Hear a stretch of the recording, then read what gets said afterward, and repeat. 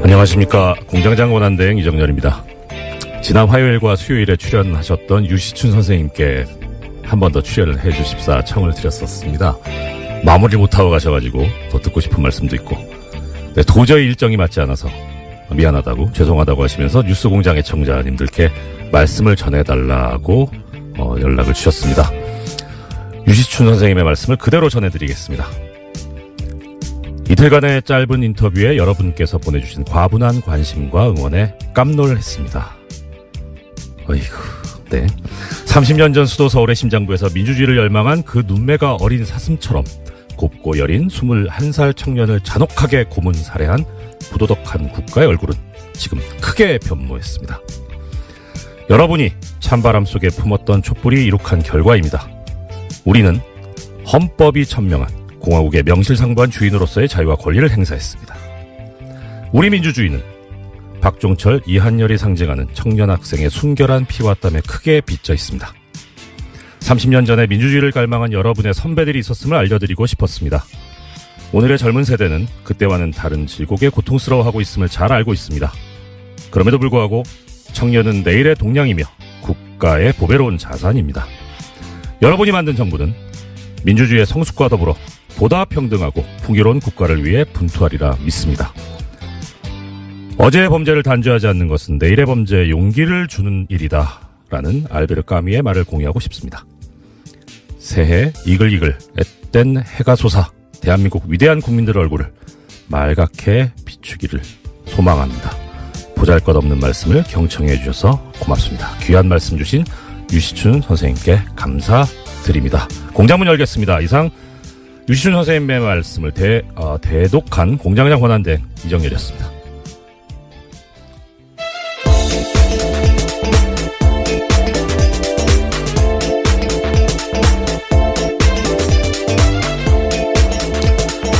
예, 시사인의 김은지입니다. 제가요, 요번에 알았습니다. 왜 김은지 기자님 나오시는 코너 이름이 없을까? 사실 있습니다. 그럴 리가 없다. 그래서 확인해본 결과 ERNew네요. ERNew. 네, 이것만은 알아야 할 아침 뉴스의 약자인데요. 네. 굉장히 오랜만에 알려주셔서 저도 새삼스럽습니다. 전 진짜 없는 줄 알았어요. 근데 공장장님 왜 저기 소개를 안 하시는데요? 네, 가끔 대행이 오셨을 때 이름이 좀 빛을 발하긴 하는데요. 예. 네. 그래서 이제 가끔 색다른 피가 수혈되는 게 좋다. 예. 예. 자, 오늘 그러면 이제 일단 먼저 혹시 마지막에 어떻게 될지 모르니까 일단 이 일주일 동안 저를 너무너무 도와주신 김은지 기자님께 저는 또 개인적으로 감사드리고요. 그 다음에 김은지 기자님께서도 우리 뉴스공장 애청자분들께 한 해 이제 마무리 인사 먼저 하시고 시작하는 걸로 합시다. 제가 더 덕분에 많이 배워서요. 예, 그렇게 말씀해 주셔서 감사드리고요. 진짜 2017년 뉴스공장이랑 한 해 같이 했었는데 뜻깊은 뉴스들 전할 수 있어서 정말 좋았습니다. 특히 이재용 삼성전자 부회장의 영장 재청구됐을 때 발부된 거, 그 소식 전하면서 정말 저 뿌듯했었거든요. 예, 그 시간에 그 기억들을 다시 한번 되새겨보고 싶습니다. 근데 이상한 게요. 지금 김 기자님 소감을 말씀하시는데 이것도 꼭 뉴스를 전해주시는 거예요. 예. 자, 첫 번째 소식 전해주십시오. 네, 박근혜 정부가 국정원을 동원해서 이명박 정부 시절 아랍에미리트 원전과 관련한 이면 계약 여부를 조사했다라는 어제 SBS 보도가 나왔습니다. 관련된 문건이 나온 건데요. 검찰이 국정원 간부로부터 확보한 자료입니다. 이명박 정부가 원전 수주의 조건으로 핵 폐기물과 폐연료봉을 국내에 반입하기로 했다라는 의혹이 조사 대상이었습니다. 또 아랍에미리트에 대한 핵 기술 이전을 미국이 반대해서 조기 착공이 곤란하다라는 내용도 있다라고 합니다. 이게 지금 주어를 다시 한번 들어주셔야 될 것이 청자분들께서 지금 현 정부가 아니고 박근혜 정부에서 조사를 했었다는 겁니다. 그러면은 두 가지 중에 하나겠죠. 정말 문제가 있었거나 아니면 이 조사를 함으로써 타개해야 될 문제가 있었거나. 예, 그런데 지금 뭔진 잘 모르겠는데 하여튼 이 조사 결과가 그럼 어떻게 나왔는지가 이제 제일 궁금할 거 아닙니까? 그래야지 방향이 나오니까. 조사 결과는 어떻게 됐던 겁니까? 네, 그게 가장 궁금하실 부분일 텐데요. 네. 당시에 국정원의 조사 결과가 어떻게 나왔는지에 대해서는 확인되지 않았습니다. 또 그 내용이 청와대에 보고됐는지도 확인되지 않았는데요. 예. 이와 관련해서는 우선은 문건이 나왔기 때문에 검찰이 이제 수사에 들어간 겁니다. 당시에 네. 남대준 전 원장, 당시의 원장이죠. 국정원장의 최측근이 원장의 일정들을 다 적어놓고 있었는데 그때 2013년입니다. 그때 김장수 당시 청와대 안보실장으로부터 이러한 사실들을 확인 요청 받아서 써놨다라고 합니다. 그러면 이게 어떤 다른 목적이 있는 건지 정말 문제가 있어서 뭐 조사가 된 건지 그것조차도 아직 모르는 상황이네요. 네, 현재로서는 그렇죠. 이게 뭐 어떤 국가기밀이 들어있는지는 모르지만 빨리 조사가 맞춰져서 우리 국민들의 궁금증을 해결해 줬으면 하는 그런 마음이 듭니다. 네, 이 자체로도 사실 굉장히 놀라운 일인데요. 그렇죠. 원전 수주의 조건으로 핵 폐기물을 국내에 들어오겠다라는 식의 의혹이 있었다라는 것은요. 예. 원래는 2010년 국회 대정부 질문에서도 나왔다라고 합니다. 네. 이제 그런데 이것에 대해서 박근혜 정부조차 의심하면서 관련 내용들을요 국정원에다가 알아보라고 시킨 거다라고 알 수 있는 겁니다. 예, 그렇죠. 그때 당시에 강봉균 당시 민주당 의원이 의혹을 제기를 했었고요. 예. 근데 이게 만약에 사실이라면 이거 뭐 황당한 거죠. 그러니까 돈을 벌어오는 대신에 쓰레기를 가져온다는 얘기 아닙니까? 그것도 다른 쓰레기도 아니고 이 국민의 이 건강에 엄청난 영향을 미칠 수 있는 핵 폐기물을 가져온다는 거니까 도대체 국민의 생명과 자유와 재산을 보호해야 될, 신체를 보호해야 될 국가가 오히려 나서서 국민들에게 해를 끼치는 행위를 해버린 것이니 이건 정말 심각한 문제가 아닐 수 없겠네요. 예, 당시에 남대준 당시 원장 같은 경우에는요. 네. 지금은 구속되어 있는 장호중 당시 감찰실장에게 조사를 지시했다라고 알려져 있습니다. 네.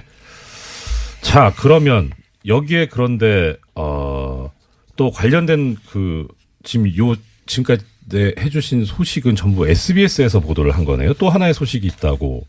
네. 예. 관련해서 SBS가 연속 보도들을 했는데요. 이게 중요한 보도다 보니까 몇 가지 보도가 있습니다. 네네. 국정원에서 어떻게 진상 파악을 하게 됐냐에 대해서요.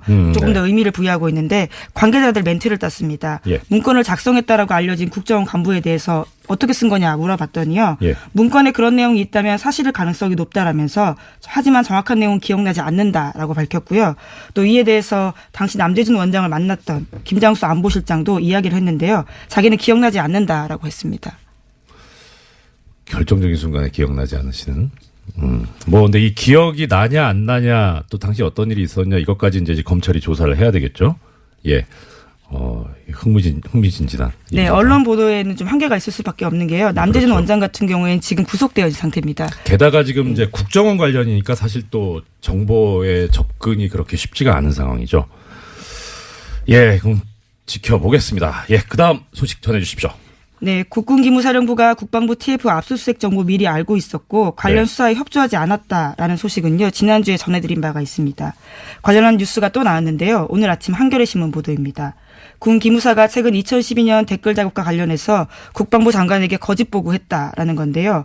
이러한 사실을 확인한 검찰이 기무사에다가 관련 자료 요청했다라고 합니다. 그런데요. 아직까지도 압수수색이 4주째 진행 중이고요. 이러한 난항 때문에 문건 확보에 시간이 걸려서 공소시효가 지나가 버렸다라고 합니다. 참. 지난번에 이제 공장장에서 진행을 하실 때 저도 들었는데 이게 사실 군이라는 데가 원래 공무원 자체가 공무원 조직이 상명하복에 충실하고 위계질서가 엄격한 데인데 더 심한 게 군대잖아요. 계급 사회인데 그야말로. 그런데 국군 기무사령부가 그 상급 기관에 대해서 이런 식으로 뭐 그때는 이제 소식을 수사에 협조하지 않고 증거를 인멸한다 이런 얘기가 있었는데 이제 더 나가서 거짓 보고까지 했다. 그렇다면 도대체 이 조직은 왜 있어야 되는 건가 하는 그런 생각이 드네요. 그런데 또 거기서 더 나가서 아예 빠져나가기 위해서 공소시효가 완성되도록.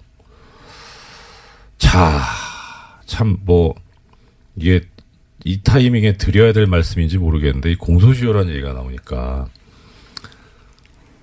김 기자님께서는 이 공소시효라는 게 왜 있을 것 같으세요? 생각이. 그리고 아무래도 좀 편의주의가 아닐까 싶은데요. 평생 네. 수사할 수 없다 보니까 네. 그것을 좀 시간을 한정해 둔 게 아닌가라고 생각해 봤습니다. 그렇죠. 예. 이게 사실 그런데 공소시효라는 게 지금은 좀 상황이 달라졌는데 이 공소시효라는 제도가 만들어질 때만 해도 그러니까 공소시효라는 거 뜻은 뭐 애청자 여러분들께서도 다 잘 아실 겁니다. 시간을 정해두고 이때까지 검사가 범인을 재판에 넘겨야 하고 그게 넘어가면 처벌을 할 수 없다는 거죠. 실질적으로 그런 시한을 정해놓은 건데 그럼 왜 이런 시한을 정해놨느냐. 첫째는 일단 시간이 지나면 증거가 소멸한다. 그러니까 어차피 시간이 엄청나게 지나서 잡아도 범인을 찾아도 증거가 없어서 처벌을 못할 가능성이 높지 않느냐. 그다음 두 번째는 이렇게 오랫동안 범인 입장에서도 발각되지 않기 위해서 숨어 살아야 되니까 그 자체로 고통이다. 이것도 일종의 형벌이다. 이런 논리가 두 개가 주축을 이루고 있거든요. 그 처음에 이제 공소시효 제도를 배웠을 때는 뭐 그럴 수도 있겠다 싶었는데 지금 생각해 보면 예를 들어서 지금 우리 증거 중에 제일 또 높게 치는 증거 중에 하나가 DNA잖아요. 이건 시간이 가도 안 변하잖아요. 증거가 소멸한다? 아닌데.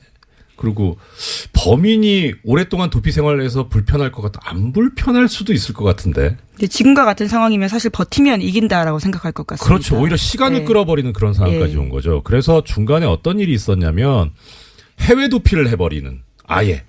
그래서 중간에 형사소송법이 개정이 되면서 해외에 나가 있었던 동안은 공소시효가 그 시간에 넣지 않는 걸로. 기소중지 같은 건가요? 기소중지하고 또 다릅니다. 예. 기소중지는 검찰이 하는 처분이고요. 아예 그 해외에 나가 있으면 그 기간을 빼는 그런 법 개정이 있었는데 지금 상황 같으면 도대체 공소시효가 왜 있어야 될까?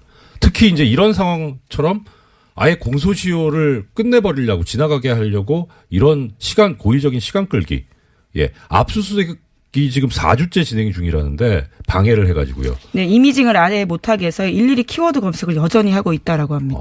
뭐 압수수색이 4일을 걸려도 말이 안 되거든요. 전격적으로 해야 되는 거기 때문에 어떻게 압수수색을 한 달을 하고 있습니까? 이런 작태를 하고 있는 이런 조직이 왜 있어야 하는지도 의문스럽고 또 이런 제도가 왜 있어야 하는지도 참 말이 안 나오네요. 다음 소식 부탁드립니다. 이번에도 공소시효와 관련된 내용이 있습니다. 네. 계속해서 이건희 삼성전자 회장의 차명재산 관련된 내용 알려드리고 있는데요. 네네. 2008년 삼성 비자금 특검에서 드러나지 않았던 이건희 삼성전자 회장의 수천억 원대 차명재산이 있다라고 알려드렸습니다. 이에 대한 수사가 실체 접근조차 하지 못한 채 사실상 마무리 수순에 들어갔다고 이 또한 한겨레 신문이 보도했습니다. 네네. 2011년 이 회장 쪽에 1천억 원대 자진 납세를 받은 국세청이요. 이를 수사기관에 통보하는 등 적극 수사 의뢰에 나서지 않았다라고 합니다. 그러다 보니까 공소시효가 이것도 지나가고 있다고 하는데요. 다만 한 가지 희망은 있습니다. 공소시효가 남은 2013년에서 2014년 사면계좌에서 발급된 수표가 있어서요. 이것을 어떻게 할지 수사당국의 의지를 봐야 된다라고 합니다. 예, 이것도 그렇게 시간이 많이 남지 않았네요. 자, 그럼 이제 제기되는 문제. 공소시효를 없애면 되지 않냐. 없애는 것까지는 그렇다 치고 그 다음에 이제 어떻게 되는 거냐. 예, 지금 이것도 지금 공소시효가 문제인데 그러면은 공소시효를 없애서 옛날의 행위에까지 그것을 효력을 미칠 수 있을 것이냐 하는 문제가 이제 되겠죠. 뭐 예를 들어서 지금 이제 이 공소시효 다 없앱시다 해가지고 이 기무사에서 댓글 공작한 거 이것도 이제 지금 처벌하기로 하고 뭐 차명재산 이것도 수사해서 처벌하기로 하자 하면 문제는 소급법이 돼서 이게 우리 헌법상에서 얘기하고 있는 법률 불소급의 원칙에 어긋나니까 문제가 있을 수 있죠.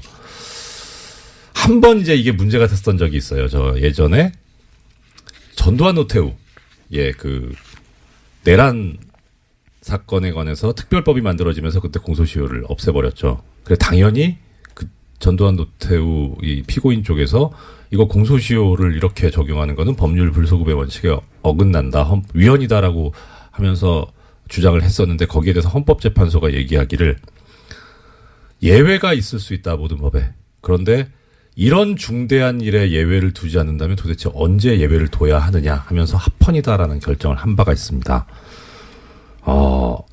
이것도 비슷하게 봐야 되지 않을까. 지금 정치적, 경제적으로 나라의 근간을 흔드는 이런 범죄들인데 이것도 한번 고려해 볼.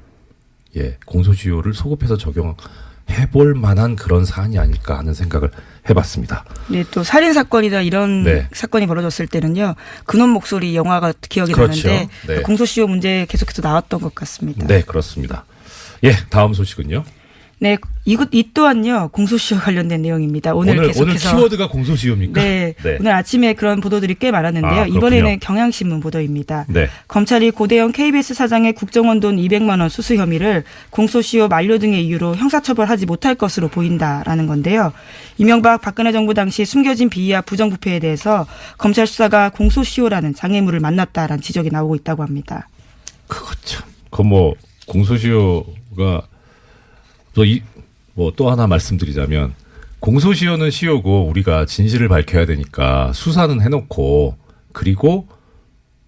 그래서 진실을 알면 되지 않느냐 그 목적으로. 그런데 사실 이 수사라고 하는 게 최종적으로 가는 목적지가 어디냐면 재판에 넘겨서 처벌을 하자는 그런 거라서 공소시효가 완성돼 버렸다면 끝나버렸다면은 처벌 자체가 안 되는데 이걸 수사를 한다면 목적 달성이 안 되는 행위를 하는 거기 때문에 이렇게 하는 거 어떻게 보면 또 예산 낭비가 될 수도 있고 그다음에 수사를 받는 쪽에서는 인권 침해 소지가 있죠.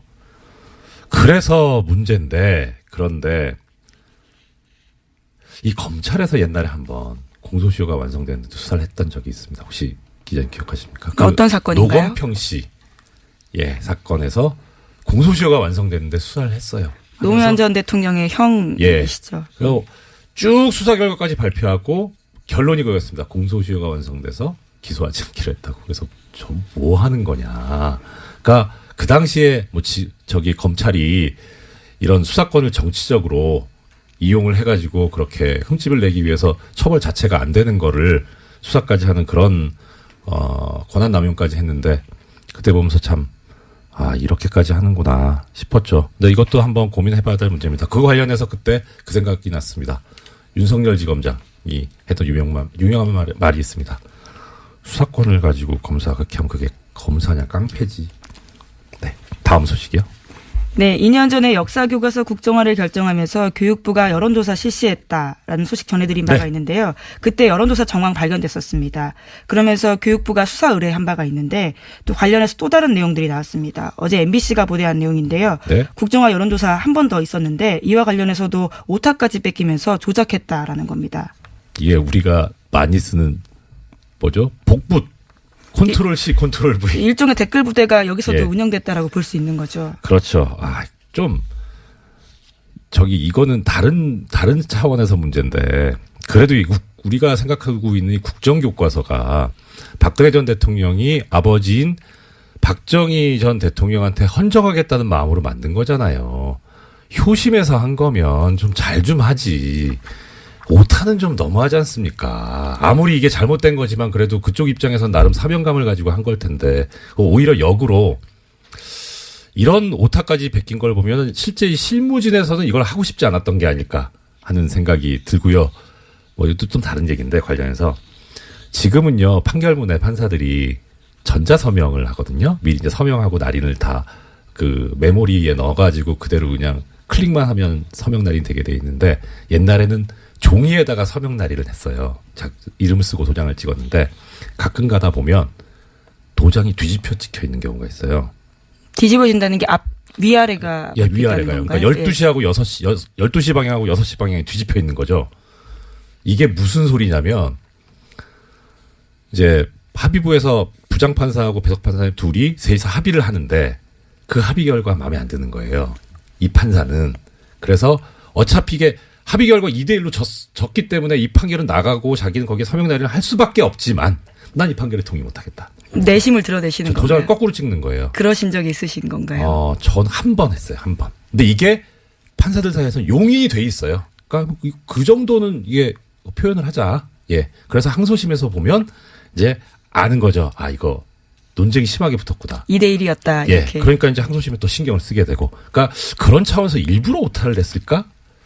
근데 오타뿐만이 모르겠습니다. 아니라요. 네. 어떤 작성자는 자기가 중3 학생이라고 하면서 찬성 의견을 썼는데요. 바로 1분 뒤에는 다른 의견 올리면서 내 아이를 맡기기에 안심이 된다라면서 학부모를 참칭했다라고 합니다. 중3이 아이가 있을 수 있지 않을까요? 네. 1분 사이에 다시 학부모가 되는 놀라운 기적이 생겼다라고 하는데요. 예. 기적인지, 아니, 어떻든, 네. 네, 그런 식으로 해서. 다른 것도 어떻게 있습니까? 네. 예. 그런 식으로 해서 또 이제 접수 마감되는데 45분 남겨놓고요. 갑작스럽게 같은 의견들을 40건 넘게 올리는 사람도 있다고 합니다. 부지런은 해요. 예, 15초에 한 골이기 때문에요. 예. 사실 내용을 보는 게 아니고 컨트롤-C, 컨트롤-V로 붙여넣었다라고 밖에 볼 수 없는데요. 이런 식으로 해서 여론 조작해서 찬성 반대 비율을 8대2까지 끌어올립니다. 와, 이게 진짜 댓글 부대죠. 보면 이게 무슨 프로그램이라고 해야 되나, 무슨 앱이 있다고 하던데요.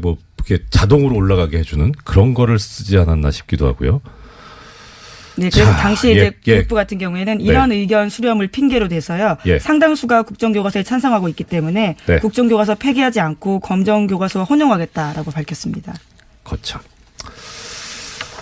하여튼 열심히 한다고는 했는데 그래도 이게 제대로 된 정의로운 일이 아니니까 이렇게 오점이 나오는 것 아닌가. 역시 정의는 언제든지 드러나게 돼 있다라는 생각을 들게 합니다. 다음 소식 부탁드립니다. 네, 지난해 2월 달에 개성공단 폐쇄된 바가 있습니다. 네. 이것은 박근혜 전 대통령 말 한마디에 결정됐다라고 하는데요. 네. 통일부 정책혁신위원회가 발표한 내용입니다. 그냥 이게 셀프라고 할 수도 없고 그냥 마음대로인 거죠. 예. 그래서 이런 얘기 하는 분들 계시더라고요. 박근혜 전 대통령 하면 법치주의가 생각이 난대요. 그래서 왜요? 법을 하나도 안 지켰는데. 법을 안 지켰기 때문에 법치주의가 얼마나 소중한가를 가르쳐 주신 분 아닌가 싶습니다. 또 다른 의미의 가르침일 네. 수 있겠네요. 예.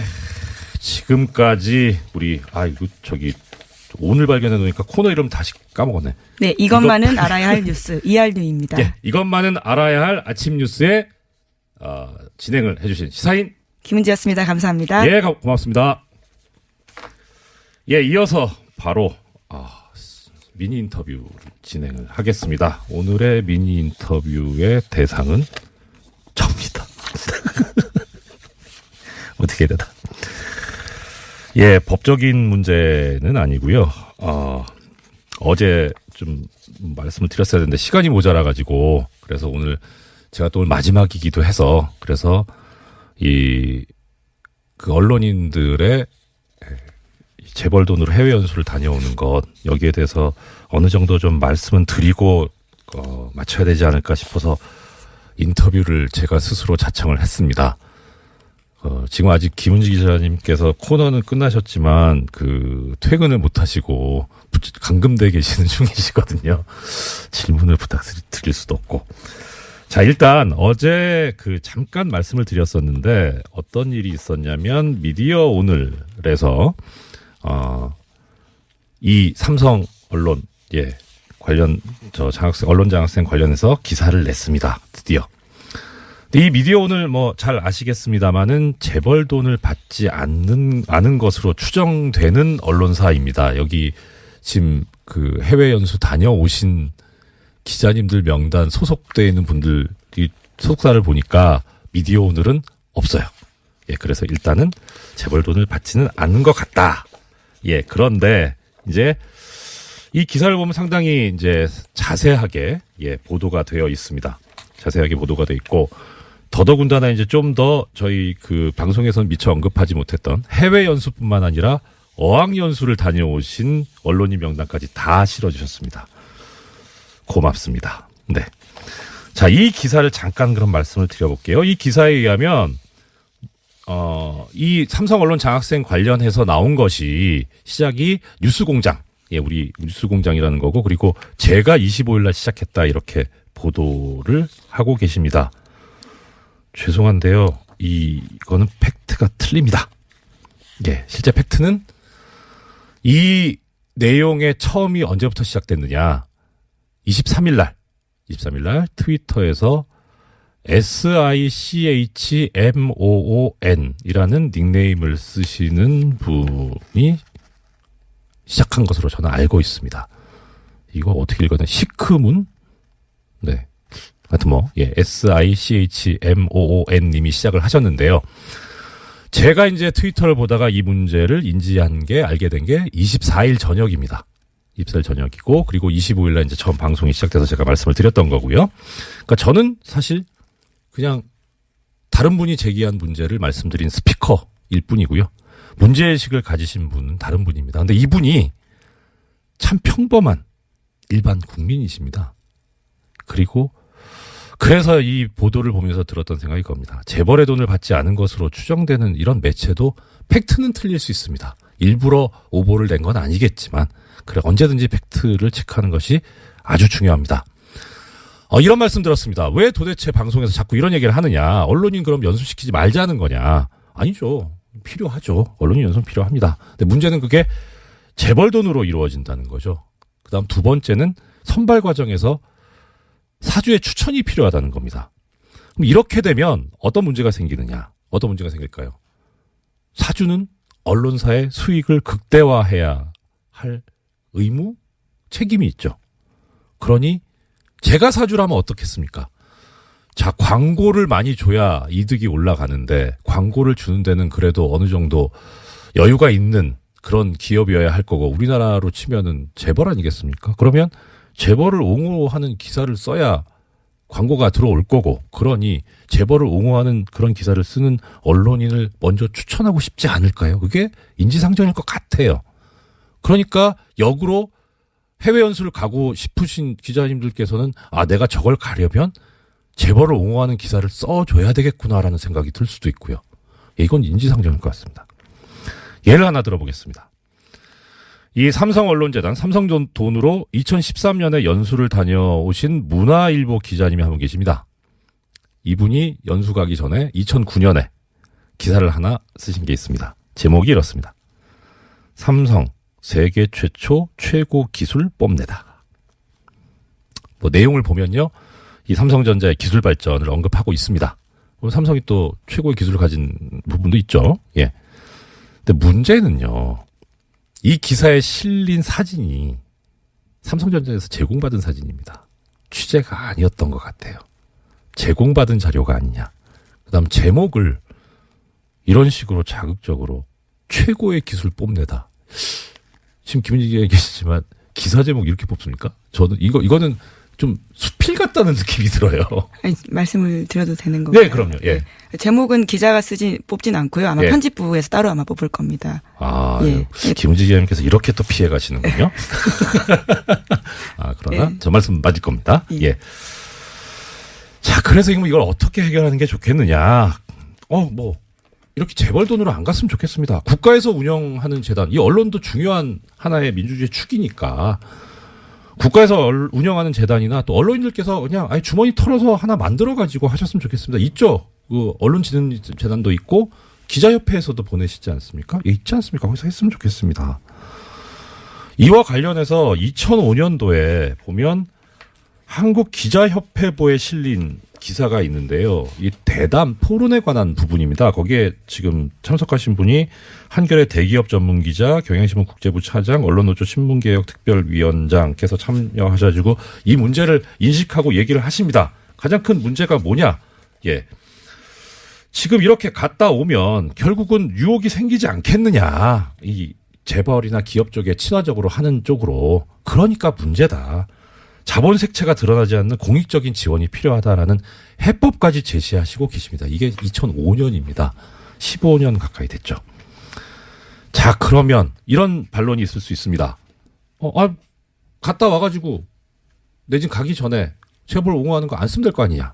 네. 여기에 대해서 훌륭한 답을 주신 분이 계십니다. 지난번에 제가 한번 소개를 시켜드렸던 것 같은데요.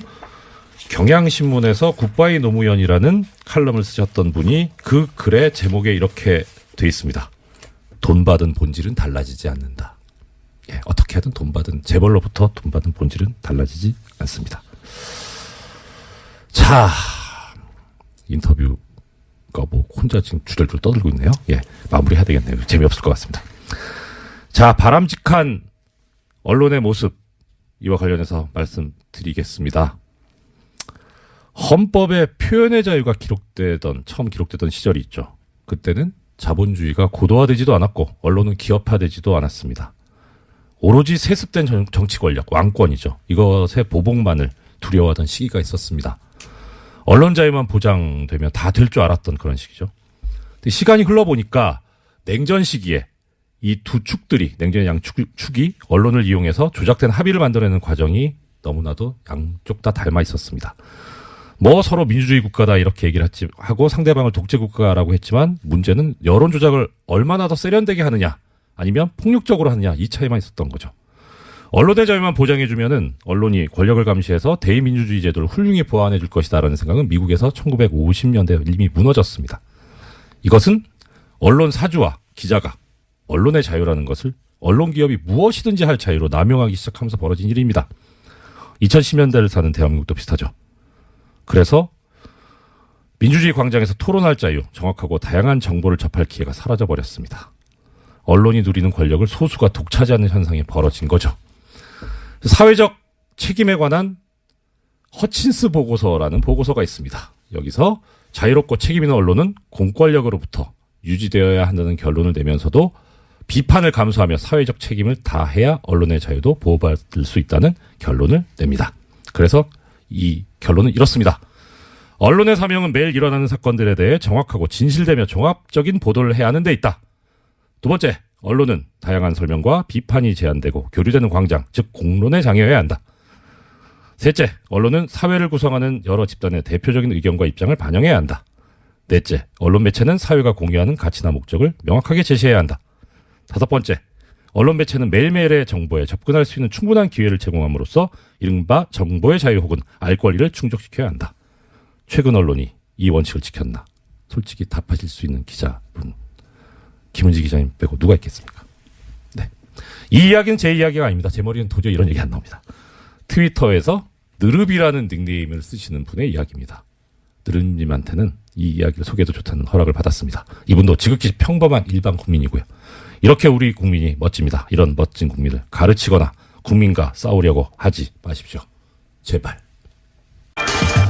자, 바른정당과의 통합 찬반을 묻는 국민의당 전 당원 투표가 진행되고 있습니다. 알고 계시죠? 통합 찬성파 반대파 간의 공방도 계속되고 있는데요. 어제 정치 9단 주 국민의당 박지원 전 대표 모시고 반대파 입장에서 들어본 데 이어서 오늘은 찬성파 입장을 들어보겠습니다.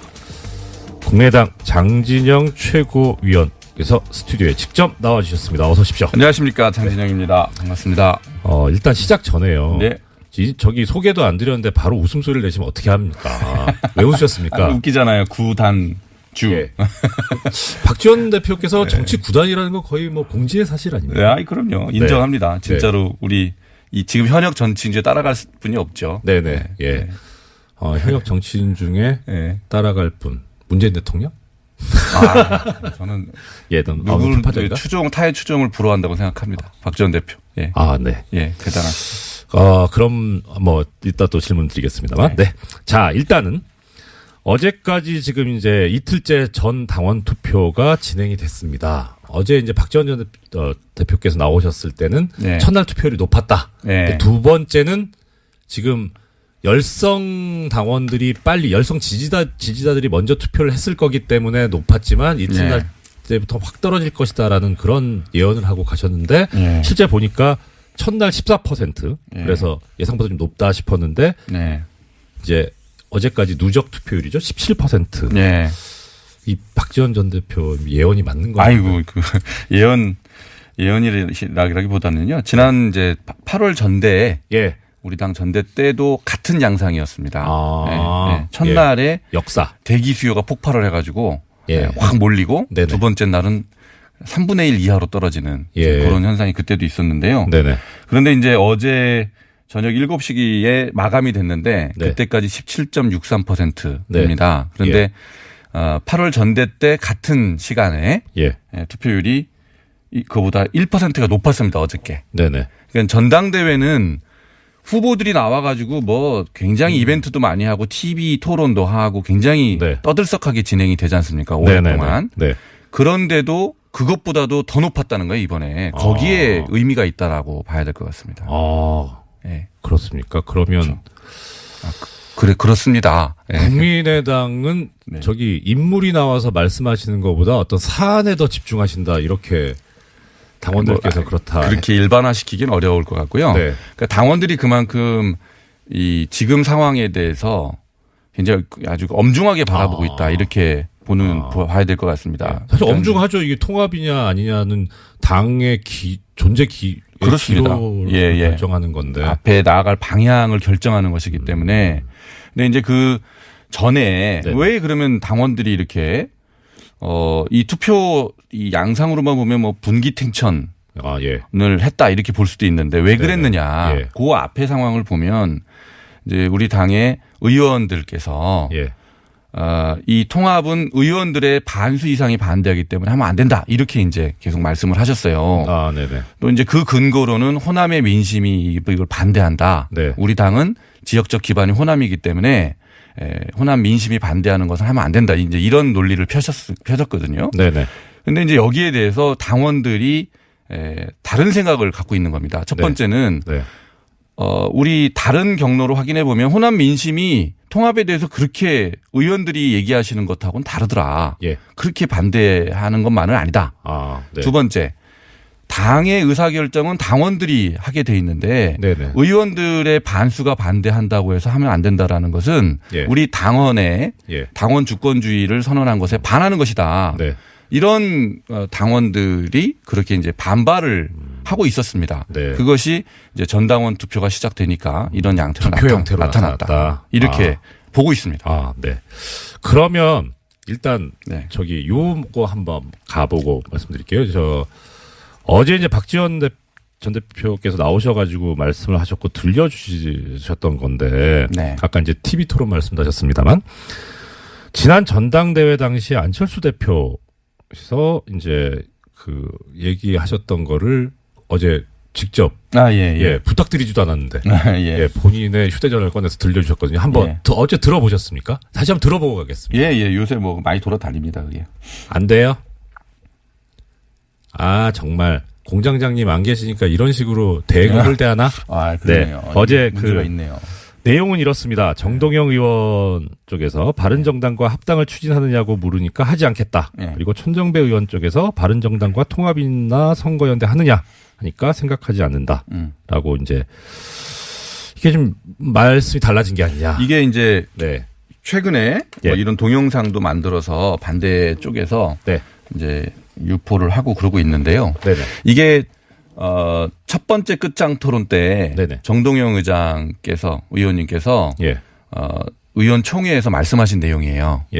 그 안 대표가 앞에 있는데 이제 이 내용을 가지고 공격을 하셨어요. 그리고 그때 안 대표의 답변이 있었습니다. 근데 이제 그때 뭐라 그랬냐면 8월 전대 당시의 바른정당과 지금의 바른정당이 같으냐.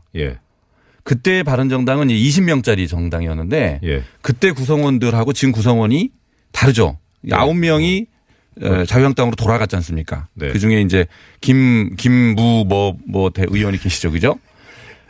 그분을 비롯한 9분이 돌아간 바른정당하고 계신 바른정당하고 말씀이 죄송한데요. 복귀했다가 좋은 용을 돌아갔다 하면 왠지 이렇게 좀 복귀가 돌아갔다는 말 아닌가요? 저렇게 그렇죠. 사망의 높임말 같아서. 자유한국당으로 다시 들어가셨는데 돌아가게 하시고 싶은가요? 그런 거 아니죠. 바른정당이 그래서 다르다는 거예요. 같은 당이 아니다. 근데 이제 그거는 저도 전적으로 동감하는데 만약에 지금 20명짜리 바른정당이었으면 제가 앞장서서 저는 반대했을 것 같아요. 저라도. 그러니까 그때 바른정당은 별로 바르게 보이지 않는 정당으로 저는 봤거든요. 근데 지금은 되게 순도가 높아졌다 그런 표현을 그때 하셨는데 저도 동의하는 부분입니다. 그래서 8월 전당대회 때의 그 상황과 지금이 다른데 같은 잣대를 들이대는 것은 저는 합리적이지 않다. 사정 변경이 생겼다. 우리 쪽 용어로. 그렇습니다.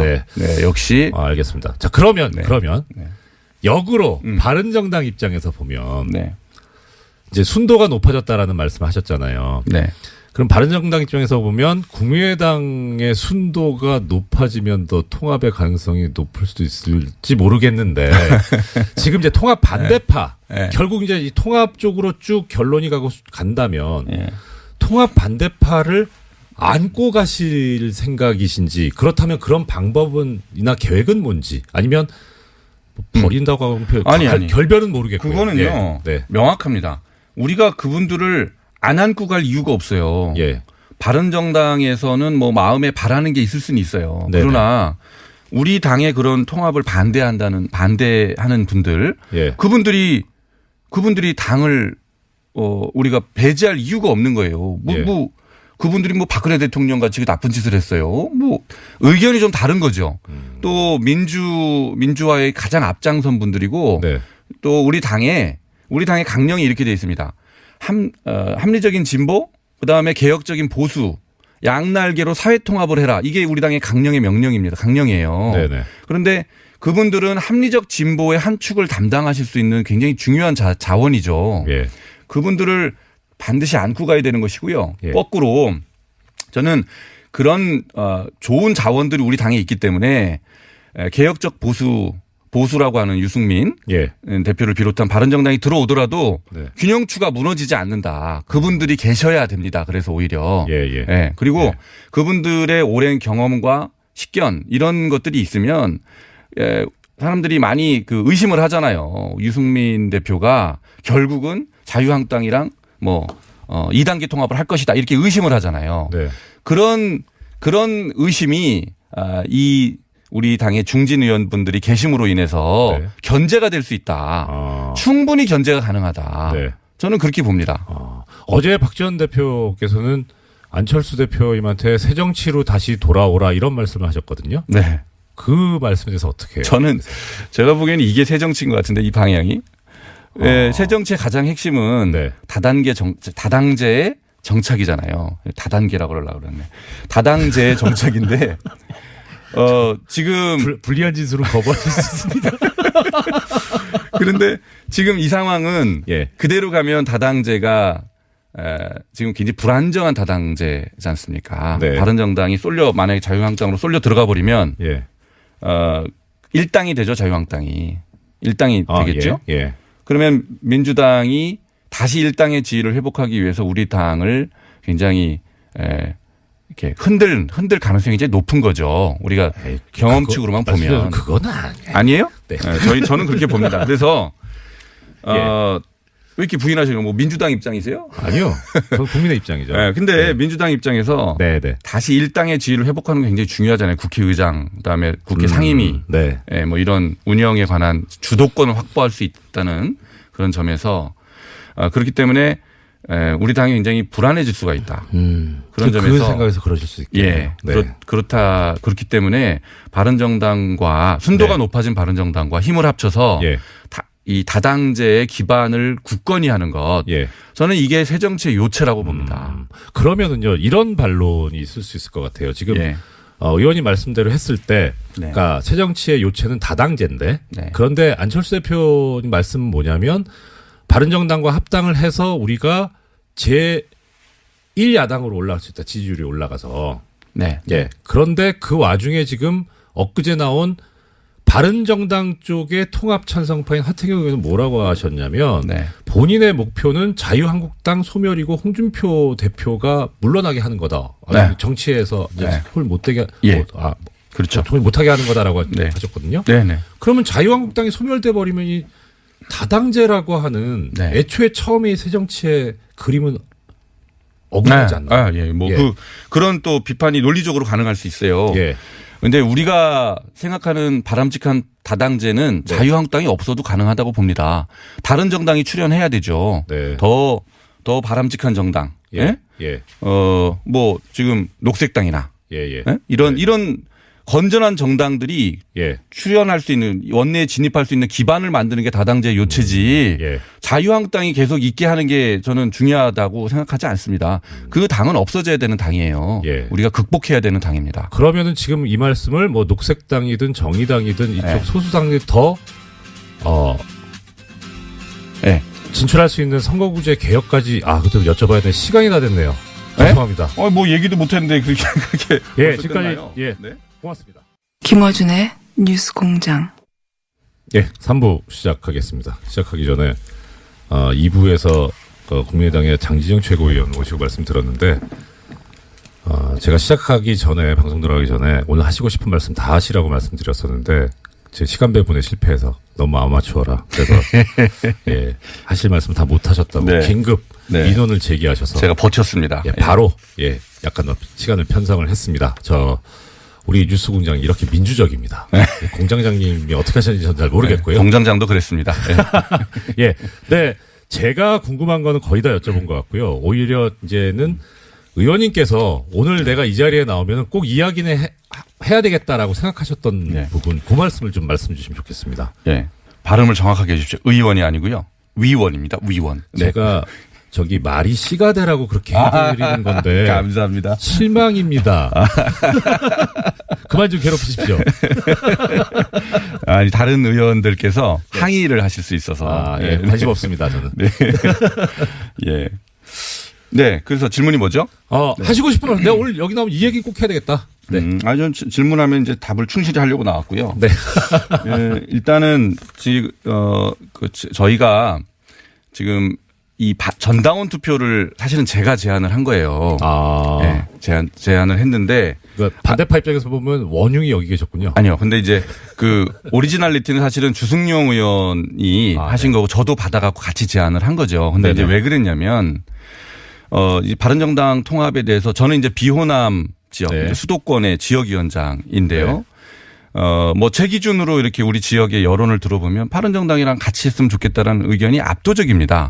우리 지역에 호남 출신 네. 출향민들이 많이 계신데 그분들도 그래요. 네네. 그런데 그 비호남 지역의 지역위원장들이 대체로가 아니 대다수가 그렇게 얘기를 합니다. 지역 정서가 그렇다. 네. 그런데 이제 호남 의원들께서 호남에서는 절대 그렇지 않다는 거예요. 지방 의원들이 탈당한다 그런다, 못 살겠다, 너무 네. 압박이 심해서 이렇게 말씀을 하십니다. 그래서 그러면 근데 우리가 또 알기로는 호남 민심은 또 그닥 그렇지 않고 그렇다 네. 그러면 진짜 우리 당원들의 의사가 뭔지 중요하죠. 한번 확인을 해보자. 예, 당원의 의사가 중요하죠. 곧바로 전당대회를 가게 되면 반대 측에서 전당대회를 실력으로 저지하겠다 이렇게 이제 여러 차례 공언을 한 바 있습니다. 네. 그러면 우리가 몇십 년 전에 보던 그 전당대회에서의 그런 몸싸움 이런 것들 지금 21세기에 그런 것들이 다시 재현되면 안 되지 않습니까? 예. 그래서 당연하죠. 그러면 당원들의 의사가 뭔지 확인을 해 봅시다. 네. 그리고 그 결과에 따라서 만약에 우리 지도부가 잘못 판단한 거였으면 지도부는 옷을 벗겠다. 그리고 통합을 중단하겠다. 네. 그런데 당원들의 의사가 통합을 하라는 쪽으로 나오면 다른 반대 측 의원들도 수용을 하십시오. 네. 그리고 전당대회를 깔끔하게 치릅시다. 이거였습니다. 이게 뭐가 나쁩니까? 너무나 당연한 거 아니에요? 그래서 전당대회를 지금 전당원 투표를 하고 있는 것이고요. 예. 근데 굉장히 유감스러운 것은 반대 측에서 전당원 투표 결과를 벌써부터 인정하지 않겠다. 네. 이렇게 이제 그리고 전당대회를 여전히 실력으로 저지하겠다. 예. 이런 말씀을 하고 계시는데 네. 이거는 당원 주권주의에 대단히 위배되는 당원을 무시하는 그런 이제 입장이다. 이제 그런 입장을 거두시고 이 전당원 투표 결과가 나오면 저희는 이제 그 결과를 가지고 호남의 의원들을 설득을 끝까지 하게 될 겁니다. 안 대표께도 제가 그렇게 해야 된다라고 계속 말씀드리고 있고요. 네. 안 대표도 그렇게 하신다 말씀하시고 있고 예. 손학규 대표가 아마 그 과정에서 역할을 상당히 해 주실 걸로 기대를 하고 있고요. 네. 네, 그렇게 해서 우리가 당원의 의사에 따라서 전당대회를 아주 파티처럼 축제처럼 잘 끝냈으면 좋겠다. 이런 바람이 있습니다. 예. 하시고 싶은 말씀 다 하시라고 말씀드렸는데 제가 하나 질문만 드릴게요. 지금 계속 문자로 이 질문이 올라오고 있어가지고요. 네, 예. 장 의원님께서 유여의 자유한국당 최고위원하고 친하시다고. 예. 저 영입 의사가 있으신지. 질문이 계속 올라오는데. 우리 국민의당이에요? 예. 유여의 의원은 저하고 방송을 네. 6개월 이상 1년 가까이 했어요. 예. 그래서 이제 개인적으로는 잘 압니다. 예. 제가 하도 보다 못해서 예. 전화해서 그렇게 제발 그러지 좀 말아라라고 제가 이제 한번 충고를 한 적은 있었어요. 예. 근데 영입 의사까지는 아니다. 근데 그렇게 해서는 안 되죠. 시간이 30초 남아서 예. 저 청취자 여러분께 없습니다. 인사까지 하셔야 되니까 인사 말씀드리시죠. 네. 그런 의사 없습니다. 네, 좋습니다. 예. 네. 그리고 우리 국민의당 정말로 건강한 새정치 다당제 정착 반드시 해낼 겁니다. 지켜봐 주시고 응원해 주십시오. 예. 지금까지 국민의당 장진영 최고 위원이자 향후 의원 모시고 말씀 들어봤습니다. 오늘 말씀 고맙습니다. 네, 감사합니다. 네. 예, 다스 실소유주 관련 검찰 투트랙 수사 중 증거 차고 넘친다. 좋은 소식입니다. 쇼미더머니의 안원구 전 대구지방국세청장님 나오셨습니다. 예, 안녕하십니까. 청장님 또 여기서 그러니까 더 반가워. 네. 자, 시간이 없어요. 빨리빨리 이제 진도 나가죠. 먼저 진모 청장님께서 주도하고 계신 플랜다스에게 진행 상황 먼저 좀 말씀해 주시죠. 예, 전번에 알려드렸듯이 네. 지금 150억이 다 지금 모여져 가지고 예. 이제 저희들이 살 수는 있는 상태입니다. 아, 예. 그런데 지금 저희들이 사고 있지 않는데 네. 지난번에 145억으로 저희들이 살 수가 있는데 그걸 사게 되면 지금 평가가 진행 중인데 새로운 평가가 이제 낮게 나올 수도 있거든요. 그래서 네. 우리 모금한 이 개의 그 계금도 네. 이걸 국민들의 돈이지 않습니까? 예. 그래서 최대한 아껴서 효율적으로 저희들이 사야 되기 때문에 그걸 지금 평가가 낮게 나올 걸 대비해서 지금 기다리고 있는 중입니다. 아, 이 정의로운 일을 하시면서도 거기서 또 이제 국민들의 돈을 위임받아 사용하는 거기 때문에 국민들의 또 생각까지 예. 생각을 하고 계시고. 자, 그러면 지금 국민재산 되찾기 운동본부에서 공지사항이 있다고 들었습니다. 예, 지금 저희들이 이제 쭉 하고 있는 중에 전번에 말한 차용증하고 예. 또 회원증을 또 그 디자인을 좀 해달라는 분들이 계세 가지고 그걸 지금 콘테스트 비슷하게 이걸 모아 가지고 여러분들한테 알려드리고 그 중에서 선택을 할 수 있도록 지금 그렇게 지금 진행 중이고 있습니다. 예. 아, 지금 그것도 중요하죠. 예. 그러면은 기한은 언제까지 지금 있습니까? 저희들이 그 콘테스트를 하는 기한은 1월 21일까지 일단 저희들이 응모를 받고요. 그 나온 결과를 가지고 저희들이 콘테스트를 하려고 합니다. 이거는 이제 소위 말하는 자봉이시고요. 예. 지금 자봉은 또 사업 지원팀하고 총무팀의 그 각 한 명 정도를 저희들이 채용을 하려고 합니다. 아예 직원, 정식 직원으로요. 지금 전부 자원봉사로만 가면 안정이 안 되니까 그것도 지금 준비 중인데 좀 홈페이지를 참고하시면은 들어와서 볼 수가 있겠습니다. 우리 플랜다스에게 대해서 지속적으로 관심 가져주시고 참여해주신 또 그뿐만 아니라 또 참여 예정이신 애청자 여러분들께서는 이 홈페이지에 공지사항 게시글을 확인을 꼭 해주셨으면 하는 그런 마음입니다. 자, 오늘의 이제 본론으로 들어보겠습니다. 자. 지금 다스 실소유주에 대한 국민적 관심이 점점 더 고조되고 있고 또 답을 다 알고 계시는 분들 많은데 일단은 차근차근 이제 청장님 설명을 들어야 될 것 같습니다. 통상적으로 주식회사의 실소유주가 누구냐? 이거 어떻게 규명을 합니까? 또 실소유주라고 하면은 실질적으로 이제 경영권을 행사할 수 있는 분이지 않습니까? 그래서 인사라든지 재무회계 뭐 자금을 누가 어떻게 실질적으로 관리하느냐의 부분하고 그다음에 주식을 가지고 있는 그 주주로서 배당이라든지 그 주주권을 행사할 수 있는 그런 분들인데 그게 실질적으로 누구냐? 명의상의 주주가 아니라 장부상 말고 그렇습니다. 실권 가진 사람은 누구냐? 그렇죠. 그렇게 봐야 되죠. 자, 그러면 뭐 단도직입적으로 이 지금 말씀하시니까 지금 인사권, 그다음 돈줄, 그다음에 실제 나중에 거기서 배당금 받아가는 사람, 최종 이익 귀속자 가져가는 사람, 이 관련해서 인사와 재무회계는 이명박 전 대통령 아들인 이시영 씨가 실질적으로 맡고 있는 거 아닙니까? 그렇습니다. 그렇죠. 그 내용은 어떻습니까? 지금 이상은 씨의 아들 이동영 씨가 다스에 들어갈 과정부터 MB의 허락을 받고 들어갔다는 말이 있지 않습니까? 2008년도에 다스 비자금 사건을 해결하고 MB의 허락을 얻어서 입사하게 됐다. 그런 이야기가 있고 또 다스 주식이 하나도 없는 이명박 씨 아들이 지금 거기에 CFO로서 자금과 회계를 총괄하는 CFO로서 지금 역할을 하고 있고 해외에 있는 법인들의 법정 대표가 돼 있거든요.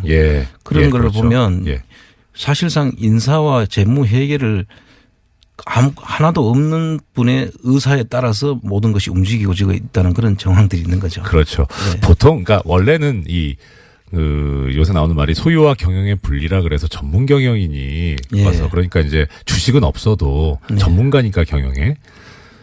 전문 경영이면 또 모르겠는데. 그렇습니다. 그러니까 이런 의심을 아주 강하게 사고 있는 거죠.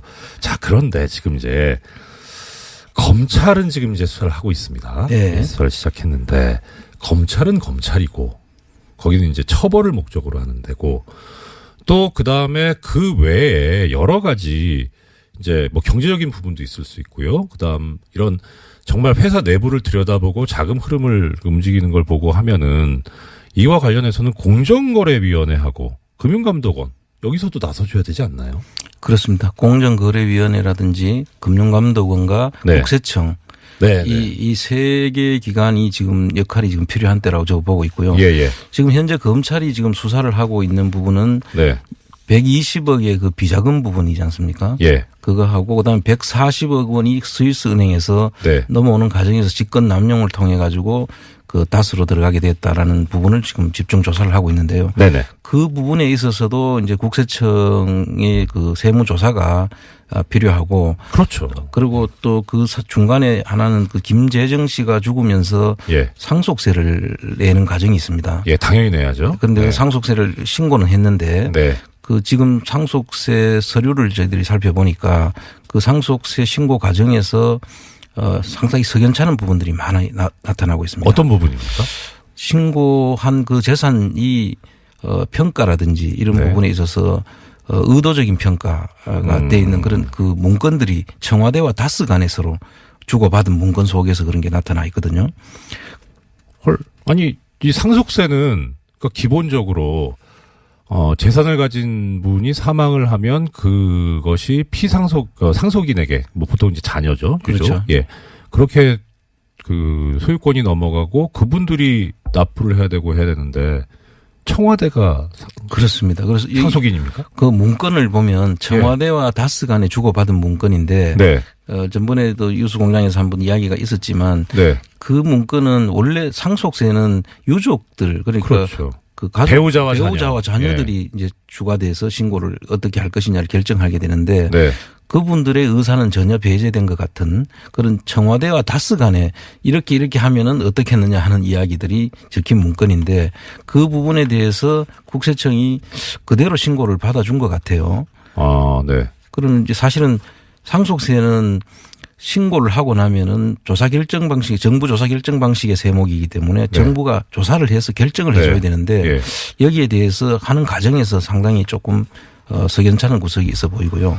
지금 말씀 죄송한데 저 총장님께서 말씀하신 조사 결정 방식이라는 게 이제 뭐냐면 우리가 세금을 내려면 그 전제로 결정돼야 되는 게 그럼 세금 액수가 얼마인지가 나오지 않습니까? 네. 나와야 되지 않습니까? 네. 그럼 세금 액수가 얼마인지 결정을 이제 싹 특정을 해야 되는데 예. 그 과정에서 그럼 액수를 어떻게 결정할 것이냐. 그러니까 이제 보통 자기들이 자진 네. 신고를 하지 않습니까? 그렇죠. 신고를 하면은 부가세 같은 경우는 거기서 그냥 끝나지만 예.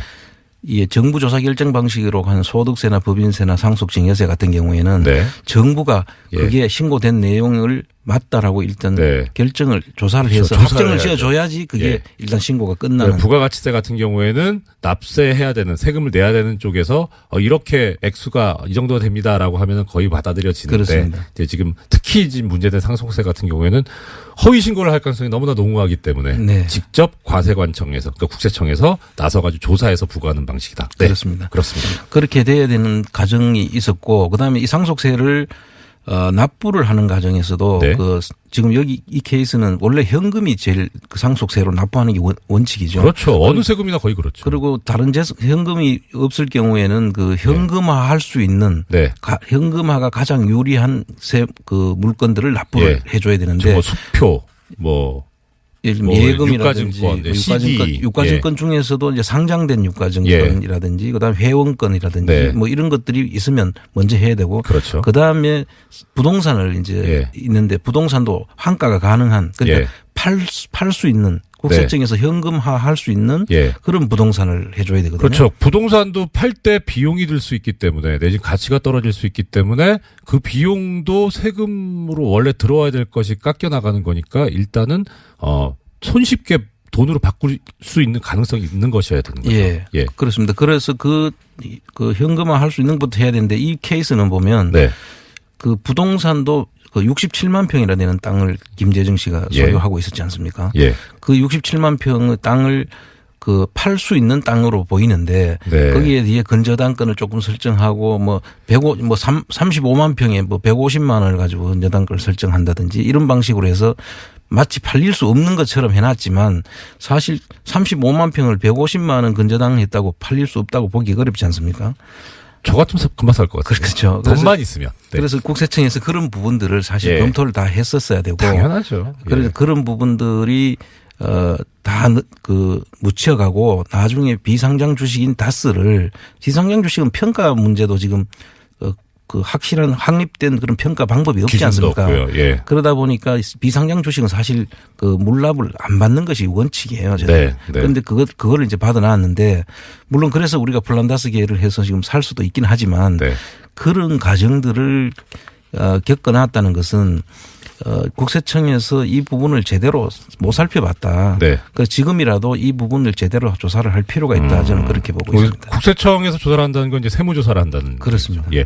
그 조금 전에 이제 말씀 주셨던 공정거래위원회하고 금융감독원은 그럼 어떤 일을 하면? 공정거래위원회하고 지금 그 좀 나서줘야 되는 부분은 지금 현재 그 이명박 씨의 그 아들 이시영 씨가 그 조그마한 회사를 하나 만들고 네네. 그 다스의 협력 업체들을 지금 사모으고 있는 정황들이 지금 드러나고 있고요.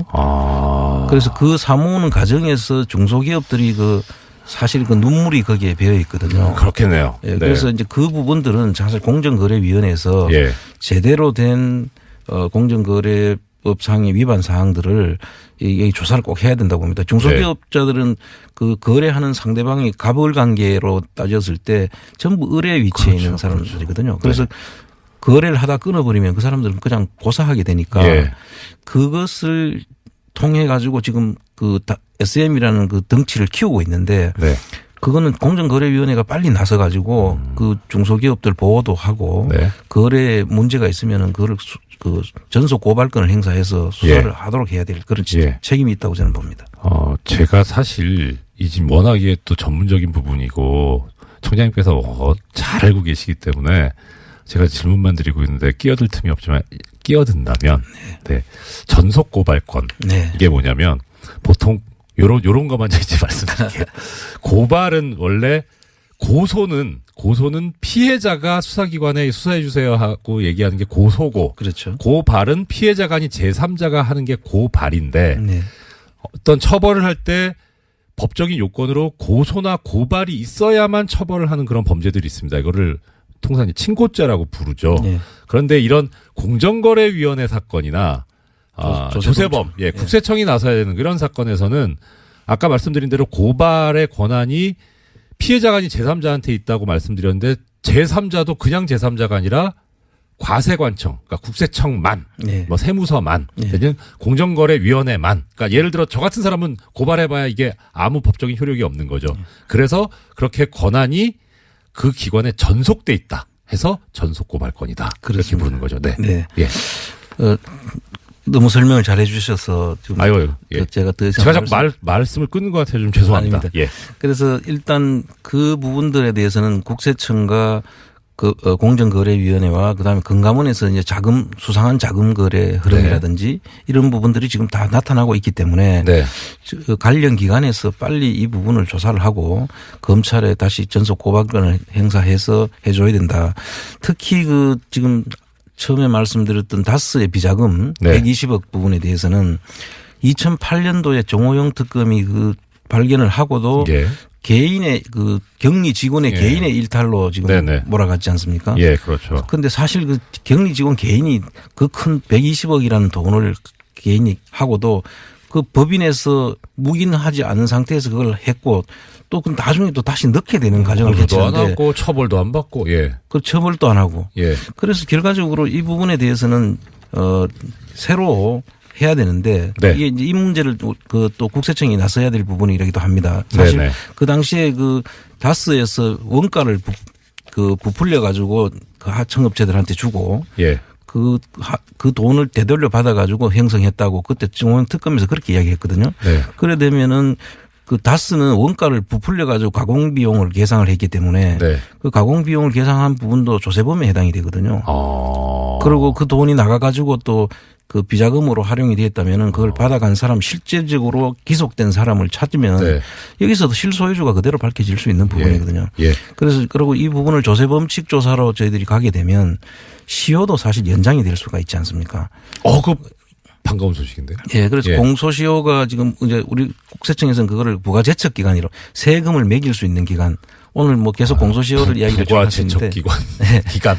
그러니까 부과는 아시죠, 애청자님들. 부과 매기는 거. 예. 제척이라는 건 뭐냐면 못한다는 겁니다. 피한다는 거. 그렇죠. 피해야 하는 반드시 피해야 하는. 그러니까 부과 제척이라는 거니까 세금을 매기는 수가 없게 되는 기간. 그렇습니다. 결국 좀 전에 말씀드렸지만 공소시효하고 같은 맥락인 거죠. 네. 예. 그래서 이제 그 기간이 다 지난 따고 지금 해서 내년 2월 달이 뭐 다 지났다 이렇게 이야기하는데 사실 조세범칙 조사로 이제 전환을 하게 되면 네. 조세범 처벌법의 그 형사법 아니겠습니까? 예, 처벌법도. 그렇죠. 예. 그 그냥 세법이 아니라 처벌법이니까. 처벌법이니까 네. 형사법인데 네. 그래 가면은 이 시효가 10년으로 이제 늘어나지 않습니까? 예. 그렇기 때문에 그렇죠. 사실 그 국세청이 신고 2008년도를 신고로 보면 2019년 3월 달까지가 적어도 이제 시효가 늘어날 수 있기 때문에 그래서 지금 공소시효 문제를 지금 다루는 그 검찰 쪽에서 이 부분을 참고를 해서 한번 올 필요가 있다. 제가 하나 부연 설명해 드리자면 그러니까 2008년도까지 기간인데 이게 실제 그 신고해서 납부하는 때는 그 다음에 해야 되죠. 그 다음에 3월까지 하죠. 그렇죠. 그러니까 2009년도에 해야 되는 거니까. 네, 그렇습니다. 만약에 근데 안 했다, 제대로 안 했다. 그렇게 되면은 그때부터 10년이니까 2019년이 되는 거죠. 그렇습니다. 예. 자, 그러면 뭐 제가 자꾸 쓸데없는 해설을 하고 있습니다. 시간이 너무 빨리 가네요. 예. 자, 그러면 지금 결국 왜 그런 공소시효 얘기가 계속 나오느냐 하는 거는 이거는 공소시효가 완성됐으니까 빨리 이걸 덮어버리고 싶은 사람들이 제기하고 있는 거 아니겠습니까? 그렇습니다. 그렇죠. 예. 그래서 우리는 공소시효 문제를 사실 물론 명백하게 완성됐으면 하면 안 되는 거지만 이 문제에 대해서 누가 얘기하고 있는지를 유심히 지켜볼 필요가 있다 이런 생각이 듭니다. 예. 그 다음에 그러면 이제 자, 그럼 지금 청장님께서 주시고 계신 말씀은 요지가 이러네 쭉 들어보니까 검찰, 국세청, 금감원 여기서 이렇게 수사를 해라. 네. 예. 그냥 직접 공무원 임용되셔가지고 직접 수사하시면 안 되겠습니까? 지금 뉴스공장 패널이 훨씬 더 좋습니다. 예. 자, 그 다음에 김경준 씨가 횡령했다는 이 140억, 아까 120억 이제 개인 횡령이라고 이제 뭐 이렇게 덮어 씌워진, 그거 말고.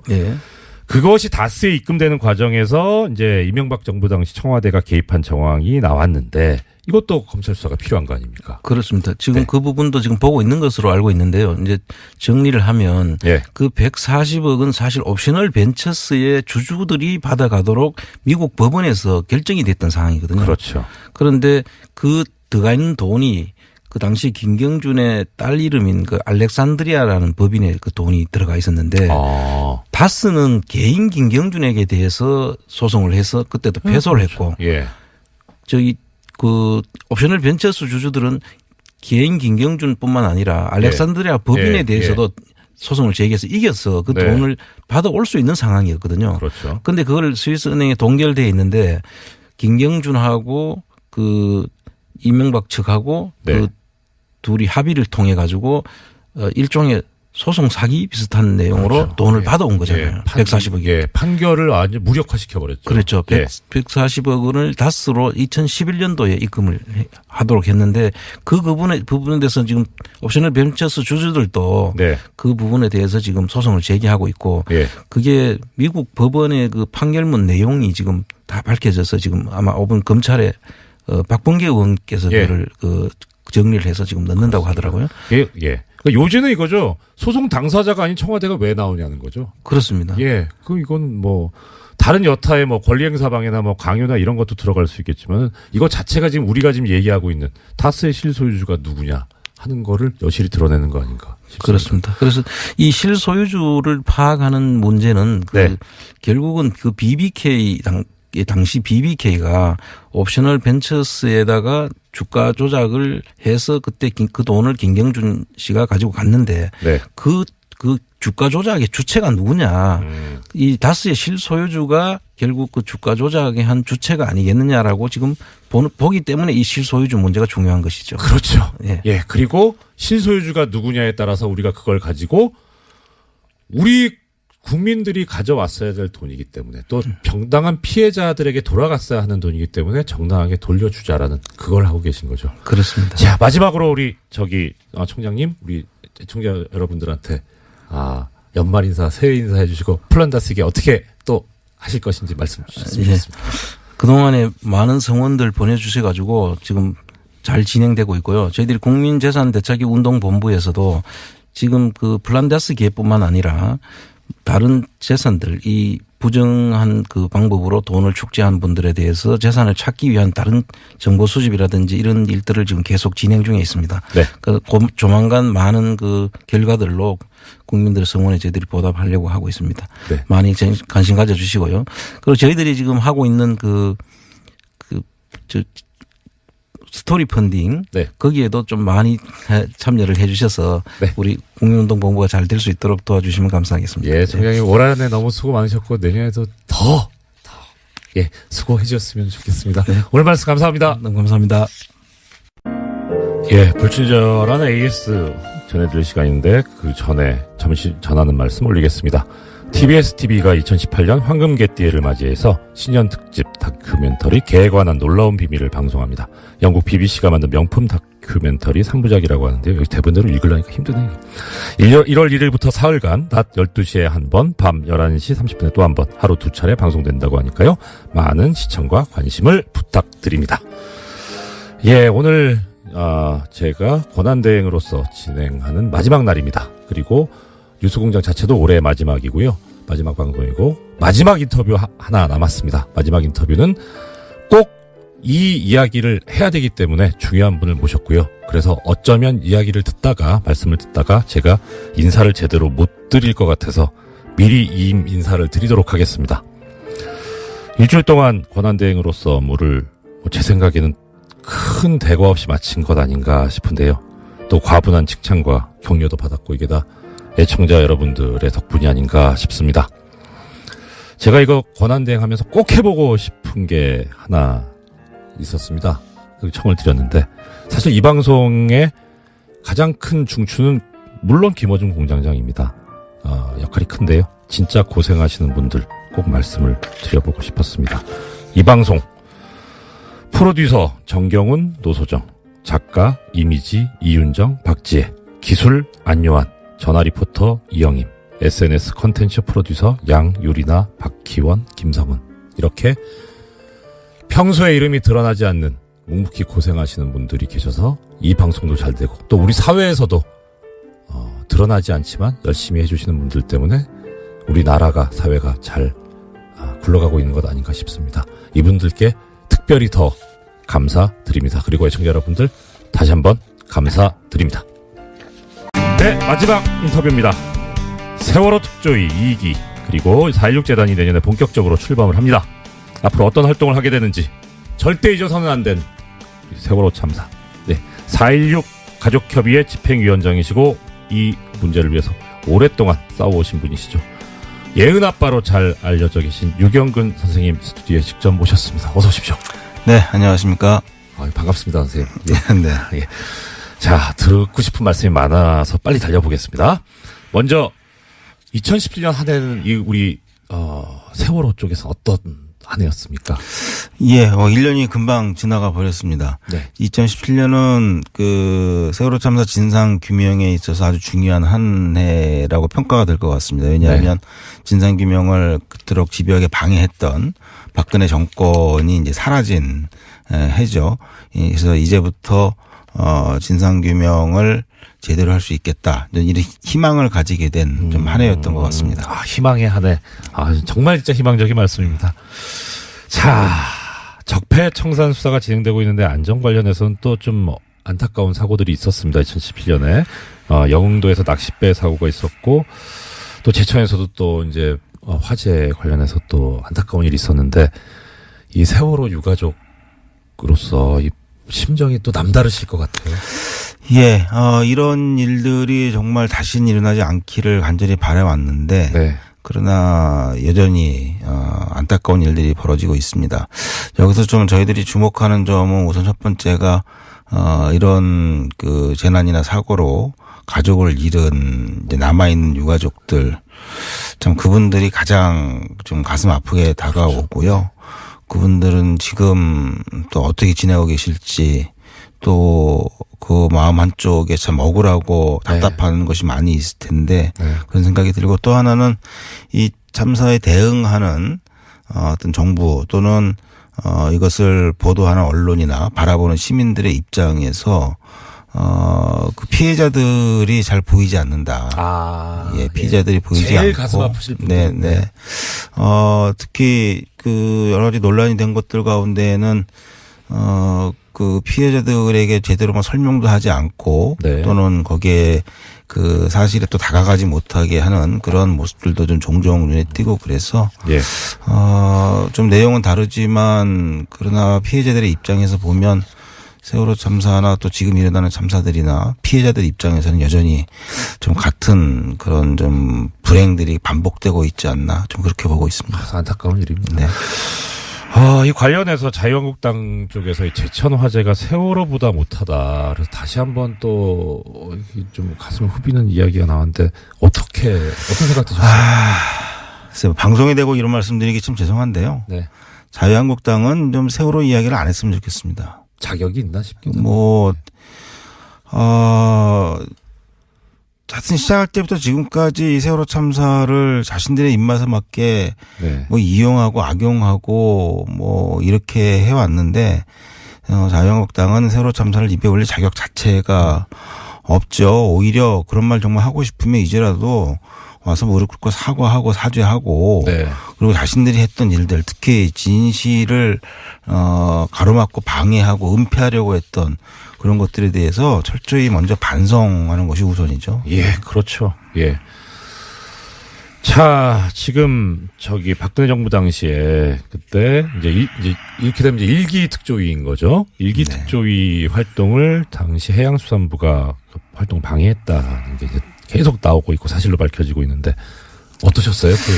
예, 그 해수부가 일기 특조위 활동 방해했다는 건 이제 뭐 여러 가지 사례들이 있지만 그렇죠. 이번에 이제 그 해수부 자체 조사를 통해서 드러난 거는 소위 해수부 문건이라고 하죠. 그래서 예. 이제 일기 특조위에서 청와대의 어떤 대응 시스템 소위 그 박근혜 대통령이 7시간을 조사하기로 의결을 했을 경우 뭐 이걸 반대하고 그래도 가결될 경우 뭐 기자회견하고 네. 사퇴하고 네. 이제 이런 시나리오를 짜놓은 문건이죠. 네네. 이것이 그 당시에 발견이 됐었는데 여기에 대해서 해수부는 자기네들이 한 게 아니다. 뭐 이렇게 계속 발뺌만을 해왔죠. 그런데 놀라운 건 그 문건에 있는 그대로 일기 특조위 그 당시 새누리당 추천 위원들이 네. 그대로 따라서 했어요. 그렇습니다. 한치의 어긋남도 예. 없이. 이제 그게 이제 와서 해수부가 직접 관련이 되어 있다, 작성했고 그것을 유통시켰다라는 네. 것이 드러난 것이죠. 네. 아쉬운 것은 이번 발표 내용에서 누가 그랬느냐, 예. 누가 작성했고 누가 지시했고 이제 여기에 대해서 명확히 밝히지 않았어요. 거기까지 조사가 안 돼서 그런지 모르겠는데 네. 어쨌든 해수부에서는 검찰에 수사 의뢰를 했고요. 네. 검찰 조사를 통해서 옛날에 그냥 뭉뚱그려서 해수부가 잘못했다 이게 아니라 네. 누가 지시했고 누가 작성했고 그걸 누가 그렇죠. 유포시켰고 예. 그 문건에 따라서 누가 무슨 짓을 했는지를 네. 밝혀서 처벌을 할 일이 남아 있습니다. 그렇습니다. 여기까지 가야 진상이 드러났다고 볼 수 있겠죠. 그렇죠. 네. 자, 이 세월호 특조위 일기 활동 방해 관련해서 지금 좀 전에 이제 선생님께서 말씀 주신 것처럼 진상이 규명되고 처벌을 받아야 했으면 반드시 처벌을 받아야 되는데 그건 그렇고 그 다음에 또 세월호 참사 관련한 진실 규명을 위해서 이제 세월호 특조위 2기가 출범을 합니다. 저도 기대가 큰데 정말 기대가 크시지 않을까 싶은데요. 예, 뭐 기대는 당연히 큽니다. 네. 이 2기 특조위를 또다시 만들었다는 것 자체로도 기대가 크지만 사실 네네. 그거보다는 일기 특조위 때와는 이제 상황이 많이 달라졌죠. 그렇죠. 그 당시에는 정부가 조직적으로 방해를 한 반면에 지금은 이제 그런 일은 없을 것 같습니다. 네. 그래서 오히려 진상규명은 속도를 낼 수 있을 것 같은데 네. 그러나 문제는 특조위가 만능은 아니라는 것이죠. 예, 특조위가 당연히 직접적인 네. 어떤 수사권이나 기소권을 아직까지도 가지고 있지 못하고 이 특검을 강화해서 예. 특검을 통한 어떤 그런 권한들을 간접적으로 갖게 되어 있는데 네. 그런 측면에서 보더라도 만능은 아닙니다. 네. 그리고 그 조직의 어떤 규모라든가 활동 기한 활동 기간 네. 이것을 봤을 때에도 많이 좀 한계가 있고요. 그래서 결국 제가 바라는 것은 특조위가 진상규명의 중심 그리고 방향타 역할을 하되 여기에 이제 검찰이나 또는 특검, 감사원 이런 그 수사와 또 조사를 할 수 있는 기관들이 함께 팀플레이 협력을 할 때 비로소 진상조사가 될 수 있다. 네. 결국 정부는 조사 대상인 동시에 그 조사를 또 스스로도 해야 할 어떤 책무도 가지고 있거든요. 이것이 같이 좀 힘을 합쳐서 진상규명을 해 나가야 되겠다는 생각을 하고 있고 또 그런 방향을 갖고 지금 열심히 준비를 하고 있습니다. 정부가 조사 대상이면서도 조사의 주체다라는 말씀이 상당히 와닿습니다. 그 말씀은 정부가 그렇게 세월호 참사 발생과 또 진행 과정 또 그다음은 특조위 관련해서 그렇게 잘못을 했으니 오히려 더 열심히 하고 제대로 밝히는 게 그 과거의 잘못을 씻는 길이 아닐까 싶은데요. 예, 뭐 그런 성격도 분명히 있지만 사실은 이 세월호라는 배가 왜 침몰했는지 그다음에 구조를 왜 잘못했거나 또는 하지 않았는지를 사실 밝혀야 될 1차적인 책임은 정부에 있는 겁니다. 그렇죠. 그런데 정부가 그것을 하지 않거나 또는 못하게 막았기 때문에 사실 특별법이 필요했던 것이죠. 그렇죠. 만일 처음부터 정부가 제 역할을 제대로 했다고 그러면 지금 뭐 특별법이나 특조위가 없더라도 그렇죠. 사실을 밝혀낼 수 있어야 하는 건데 이제 본연의 임무를 못했기 때문에 지금까지 온 것인데 이제라도 또 이제 대통령도 바뀌시고 정부도 바뀌었지 않습니까? 그러면 물론 과거 정권의 일이지만 하여튼 대한민국 정부의 연장선상에서 어떤 그 진실을 밝혀내고 또 이런 재발 방지를 위한 대책을 마련하는 그런 주체적인 역할을 정부가 반드시 해야죠. 네, 그렇죠. 예. 자, 지금 이제 특조위 말씀까지 쭉 해주셨는데 특조위도 특조위지만 또 4.16 재단이 이 세월호 참사가 났던 4월 16일에 그 날짜를 딴 4.16 재단도 설립이 된다는 소식을 들었습니다. 어떤 재단인지 또 이 설립되게 된 배경이 무엇인지 또 말씀을 주셨습니다. 예, 보통 많은 분들이 이 재단 이야기를 하면 우선 좀 색안경을 좀 많이 끼시는 분들이 있어요. 특히 이미지를 많이 망쳐놨죠. 뭐 저도 마찬가지 입장이었고요. 이제 뭐 천안함 사태라든가 그 외 여러 가지의 어떤 그런 일들이 있을 때마다 사실은 재단을 계속 만들어 왔습니다. 그런데 얼마 전에 제가 천안함 그 유가족들을 통해서 들은 이야기를 보면 그 천안함 재단에서는 그 재단 그 공금이죠. 그걸 갖고 거기에 뭐 간부들이 천안함이 가까이서 보이는 그 해군 골프장에서 골프를 쳤다. 뭐 이런 얘기도 듣고 그랬는데 어쨌든 재단이 제 역할을 못 해왔습니다. 그리고 오히려 그 재단은 뭐 은퇴한 뭐 공무원이라든가 뭐 군인이라든가 뭐 이런 사람들의 어떤 일자리 창출의 개념으로 자꾸 접근을 하는 경우도 분명히 있었고요. 가장 문제가 되는 것은 이 정부가 그 본래의 뜻에 맞지 않게 자신들의 입맛대로 이것을 운영하기 위해서 좀 이렇게 해왔다는 것이죠. 그런데 이제 이 4.16 재단은 그럼에도 불구하고 저희들이 이 4.16 재단을 추진을 하고 있는 것은 더는 그렇게는 하면 안 되겠다는 것이고 특히 이런 그 4.16 참사와 같은 일들이 반복되지 않도록 하기 위해서는 온 사회가 안전한 사회로 나가기 위해서 많은 일들을 해야 되는데 법적으로도 그러한 그 일들을 해나가는 주체로서의 재단이 필요합니다. 그래서 결국 이 재단을 만드는 과정부터 좀 제대로 해야 되겠다. 그래서 저희 유가족들과 또 피해자들과 그리고 국민들이 함께 만드는 재단이 되어야 되고 그것이 어느 한쪽의 세력이나 무슨 이쪽에서 뭐 이용해 먹는 재단이 아니고 실질적으로 그 안전한 일들, 안전을 위해서 해야 할 일들을 주도해 나가는 재단으로 좀 만들고 싶은 거죠. 시간이 또 많이 지났네요. 마지막으로 선생님 이거 말씀 주셨으면 합니다. 자, 이 재단이 앞으로 어떤 활동을 할 건지 하고 국민들이 어떻게 참여하면 되는지 30초 안에 좀 말씀해 주시겠습니다. 지금 중요한 문제 죄송합니다. 우선 이 재단은 지금 말씀드린 대로 그 세월호 참사의 그 추모 관련된 사업 그다음에 추모 공원 운영 관리를 네. 주도적으로 하게 됩니다. 그런데 네. 이것뿐만이 아니고 관련된 모든 사업들을 정부 주도가 아니라 국민들이 주도하는 사업으로 만들어야 되거든요. 예. 그래서 그러한 사업들을 만들어서 이제 같이 진행을 할 것이고요. 이를 위해서 지금 현재 100만인 그 후원인을 모집을 하고 있습니다. 거기에 함께 해주시면 예, 고맙습니다. 재단을 같이 만들 수 있습니다. 마음이 듭니다. 네, 이 자체로도 사실 굉장히 놀라운 일인데요. 그렇죠. 원전 수주의 조건으로 핵 폐기물을 국내에 들어오겠다라는 식의 의혹이 있었다라는 것은요. 예. 원래는 2010년 국회 대정부 질문에서도 나왔다라고 합니다. 네. 이제 그런데 이것에 대해서 박근혜 정부조차 의심하면서 관련 내용들을요 국정원에다가 알아보라고 시킨 거다라고 알 수 있는 겁니다. 예, 그렇죠. 그때 당시에 강봉균 당시 민주당 의원이 의혹을 제기를 했었고요. 예. 근데 이게 만약에 사실이라면 이거 뭐 황당한 거죠. 그러니까 돈을 벌어오는 대신에 쓰레기를 가져온다는 얘기 아닙니까? 그것도 다른 쓰레기도 아니고 이 국민의 이 건강에 엄청난 영향을 미칠 수 있는 핵 폐기물을 가져온다는 거니까 도대체 국민의 생명과 자유와 재산을 보호해야 될, 신체를 보호해야 될 국가가 오히려 나서서 국민들에게 해를 끼치는 행위를 해버린 것이니 이건 정말 심각한 문제가 아닐 수 없겠네요. 예, 당시 남대준 당시 원장 같은 경우에는요. 네. 지금은 구속되어 있는 장호중 당시 감찰실장에게 조사를 지시했다라고 알려져 있습니다. 네. 자, 그러면 여기에 그런데 또 관련된 그 지금까지 해주신 소식은 전부 SBS에서 보도를 한 거네요. 또 하나의 소식이 있다고.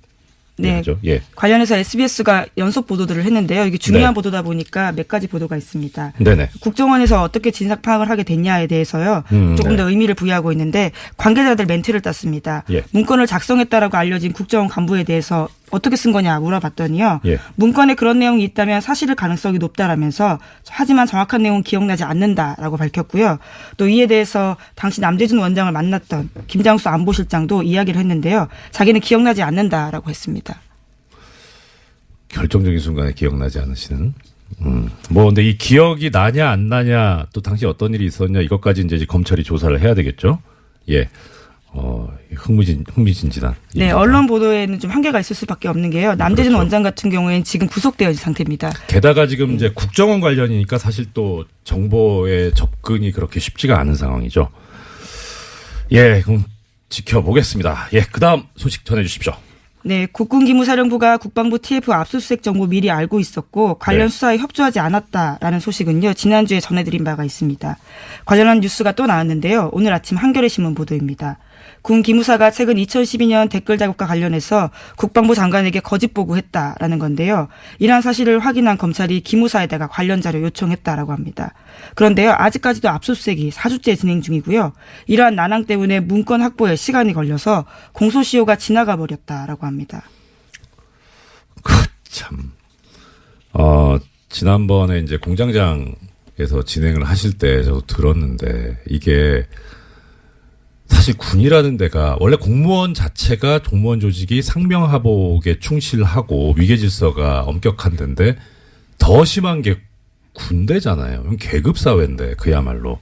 그런데 국군 기무사령부가 그 상급 기관에 대해서 이런 식으로 뭐 그때는 이제 소식을 수사에 협조하지 않고 증거를 인멸한다 이런 얘기가 있었는데 이제 더 나가서 거짓 보고까지 했다.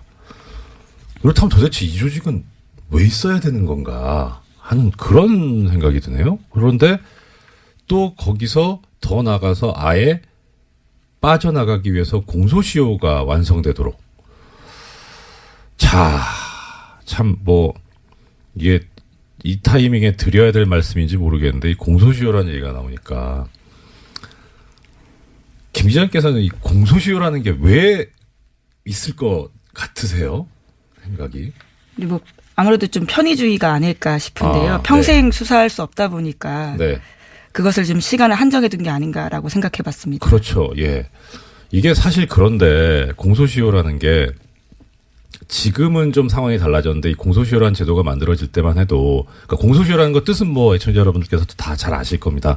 시간을 정해두고 이때까지 검사가 범인을 재판에 넘겨야 하고 그게 넘어가면 처벌을 할 수 없다는 거죠, 실질적으로. 그런 시한을 정해 놓은 건데, 그럼 왜 이런 시한을 정해 놨느냐. 첫째는 일단 시간이 지나면 증거가 소멸한다. 그러니까 어차피 시간이 엄청나게 지나서 잡아도 범인을 찾아도 증거가 없어서 처벌을 못할 가능성이 높지 않느냐.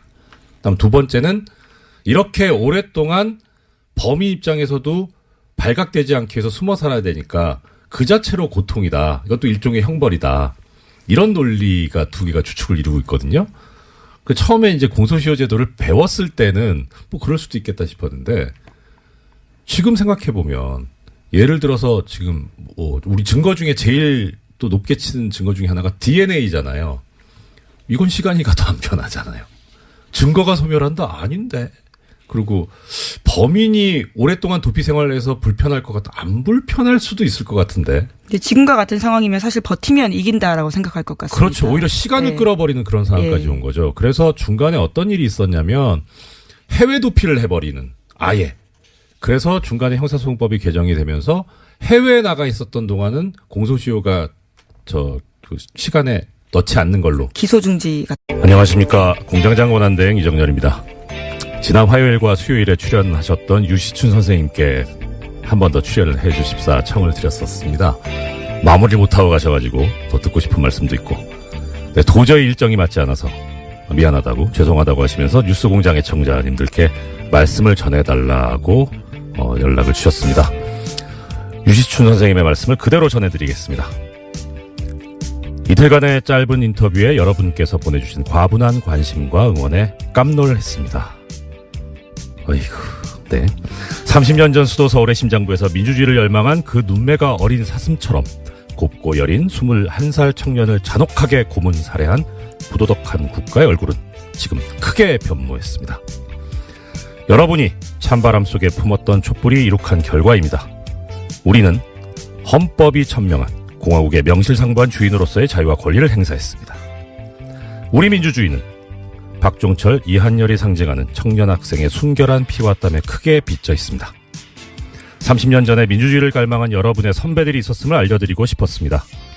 오늘의 젊은 세대는 그때와는 다른 질곡에 고통스러워하고 있음을 잘 알고 있습니다. 그럼에도 불구하고 청년은 내일의 동량이며 국가의 보배로운 자산입니다. 여러분이 만든 정부는 민주주의의 성숙과 더불어 보다 평등하고 풍요로운 국가를 위해 분투하리라 믿습니다. 어제의 범죄를 단죄하지 않는 것은 내일의 범죄에 용기를 주는 일이다 라는 알베르 까미의 말을 공유하고 싶습니다. 새해 이글이글 앳된 해가 솟아 대한민국 위대한 국민들의 얼굴을 말갛게 비추기를 소망합니다. 보잘것없는 말씀을 경청해 주셔서 고맙습니다. 귀한 말씀 주신 유시춘 선생님께 감사드립니다. 공장문 열겠습니다. 이상 유시춘 선생님의 말씀을 대독한 공장장 권한대행 이정렬이었습니다.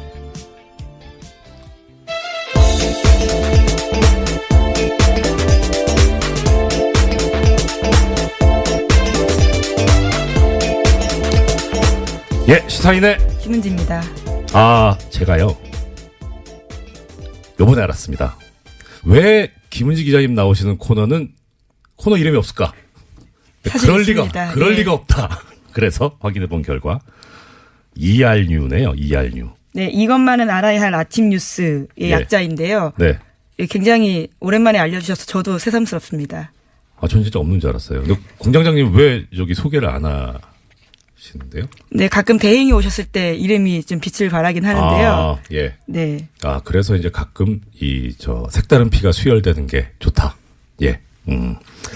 예. 자, 오늘 그러면 이제 일단 먼저 혹시 마지막에 어떻게 될지 모르니까 일단 이 일주일 동안 저를 너무너무 도와주신 김은지 기자님께 전 또 개인적으로 감사드리고요. 그 다음에 김은지 기자님께서도 우리 뉴스공장 애청자분들께 한 해 이제 마무리 인사 먼저 하시고 시작하는 걸로 합시다. 예, 제가 더 덕분에 많이 배워서요. 예, 그렇게 말씀해 주셔서 감사드리고요. 진짜 2017년 뉴스공장이랑 한 해 같이 했었는데 뜻깊은 뉴스들 전할 수 있어서 정말 좋았습니다. 특히 이재용 삼성전자 부회장의 영장 재청구됐을 때 발부된 거 그 소식 전하면서 정말 저 뿌듯했었거든요. 예, 그 시간에 그 기억들을 다시 한번 되새겨보고 싶습니다. 근데 이상한 게요. 지금 김 기자님 소감을 말씀하시는데 이것도 꼭 소식 뉴스를 전해주세요. 예, 자, 첫 번째 소식 전해주십시오. 네, 박근혜 정부가 국정원을 동원해서 이명박 정부 시절 아랍에미리트 원전과 관련한 이면 계약 여부를 조사했다라는 어제 SBS 보도가 나왔습니다. 관련된 문건이 나온 건데요. 검찰이 국정원 간부로부터 확보한 자료입니다. 이명박 정부가 원전 수주의 조건으로 핵 폐기물과 폐연료봉을 국내에 반입하기로 했다라는 의혹이 조사 대상이었습니다. 또 아랍에미리트에 대한 핵 기술 이전을 미국이 반대해서 조기 착공이 곤란하다라는 내용도 있다라고 합니다. 이게 지금 주어를 다시 한번 들어주셔야 될 것이 청자분들께서 지금 현 정부가 아니고 박근혜 정부에서 조사를 했었다는 겁니다. 그러면은 두 가지 중에 하나겠죠. 정말 문제가 있었거나 아니면 이 조사를 함으로써 타개해야 될 문제가 있었거나. 예, 그런데 지금 뭔진 잘 모르겠는데 하여튼 뭐 이 조사 결과가 그럼 어떻게 나왔는지가 이제 제일 궁금할 거 아닙니까? 그래야지 방향이 나오니까. 조사 결과는 어떻게 됐다고 합니까? 네, 그게 가장 궁금하실 부분일 텐데요. 네. 당시에 국정원의 조사 결과가 어떻게 나왔는지에 대해서는 확인되지 않았습니다. 또 그 내용이 청와대에 보고됐는지도 확인되지 않았는데요. 예. 이와 관련해서는 우선은 문건이 나왔기 때문에 검찰이 이제 수사에 들어간 겁니다. 당시에 네. 남대준 전 원장, 당시의 원장이죠. 국정원장의 최측근이 원장의 일정들을 다 적어놓고 있었는데 그때 2013년입니다. 그때 김장수 당시 청와대 안보실장으로부터 이러한 사실들을 확인 요청 받아서 써놨다라고 합니다. 그러면 이게 어떤 다른 목적이 있는 건지 정말 문제가 있어서 뭐 조사가 된 건지 그것조차도 아직 모르는 상황이네요. 네, 현재로서는 그렇죠. 이게 뭐 어떤 국가기밀이 들어있는지는 모르지만 빨리 조사가 맞춰져서 우리 국민들의 궁금증을 해결해 줬으면 하는 그런 마음. 언론장학생 관련해서 기사를 냈습니다. 드디어. 이 미디어 오늘 뭐 잘 아시겠습니다만은 재벌 돈을 받지 않은 것으로 추정되는 언론사입니다. 여기 지금 그 해외 연수 다녀오신 기자님들 명단 소속되어 있는 분들이 소속사를 보니까 미디어 오늘은 없어요. 예, 그래서 일단은 재벌 돈을 받지는 않는 것 같다. 예, 그런데 이제 이 기사를 보면 상당히 이제 자세하게 보도가 되어 있습니다. 자세하게 보도가 되어 있고 더더군다나 이제 좀 더 저희 그 방송에서는 미처 언급하지 못했던 해외 연수뿐만 아니라 어학 연수를 다녀오신 언론인 명단까지 다 실어주셨습니다. 고맙습니다. 네. 자, 이 기사를 잠깐 그런 말씀을 드려볼게요. 이 기사에 의하면 이 삼성 언론 장학생 관련해서 나온 것이 시작이 뉴스공장, 우리 뉴스공장이라는 거고, 그리고 제가 25일 날 시작했다 이렇게 보도를 하고 계십니다. 죄송한데요, 이거는 팩트가 틀립니다. 예, 실제 팩트는 이 내용의 처음이 언제부터 시작됐느냐? 23일 날 트위터에서 SICHMOON 이라는 닉네임을 쓰시는 분이 시작한 것으로 저는 알고 있습니다. 이거 어떻게 읽어야 되나? 시크문? 네. 하여튼 SICHMOON 님이 시작을 하셨는데요. 제가 이제 트위터를 보다가 이 문제를 알게 된 게 24일 저녁입니다. 24일 저녁이고, 그리고 25일 날 이제 처음 방송이 시작돼서 제가 말씀을 드렸던 거고요. 그러니까 저는 사실 그냥 다른 분이 제기한 문제를 말씀드린 스피커일 뿐이고요. 문제의식을 가지신 분은 다른 분입니다. 근데 이분이 참 평범한 일반 국민이십니다. 그래서 이 보도를 보면서 들었던 생각이 겁니다. 재벌의 돈을 받지 않은 것으로 추정되는 이런 매체도 팩트는 틀릴 수 있습니다. 일부러 오보를 낸 건 아니겠지만 언제든지 팩트를 체크하는 것이 아주 중요합니다. 이런 말씀 들었습니다. 왜 도대체 방송에서 자꾸 이런 얘기를 하느냐. 언론인 그럼 연수시키지 말자는 거냐. 아니죠. 필요하죠. 언론인 연수는 필요합니다. 근데 문제는 그게 재벌 돈으로 이루어진다는 거죠. 그다음 두 번째는 선발 과정에서 사주의 추천이 필요하다는 겁니다. 그럼 이렇게 되면 어떤 문제가 생기느냐. 어떤 문제가 생길까요? 사주는 언론사의 수익을 극대화해야 할 의무, 책임이 있죠. 그러니 제가 사주라면 어떻겠습니까? 자, 광고를 많이 줘야 이득이 올라가는데 광고를 주는 데는 그래도 어느 정도 여유가 있는 그런 기업이어야 할 거고 우리나라로 치면은 재벌 아니겠습니까? 그러면 재벌을 옹호하는 기사를 써야 광고가 들어올 거고 그러니 재벌을 옹호하는 그런 기사를 쓰는 언론인을 먼저 추천하고 싶지 않을까요? 그게 인지상정일 것 같아요. 그러니까 역으로 해외 연수를 가고 싶으신 기자님들께서는 아 내가 저걸 가려면 재벌을 옹호하는 기사를 써줘야 되겠구나라는 생각이 들 수도 있고요. 이건 인지상정일 것 같습니다. 예를 하나 들어보겠습니다.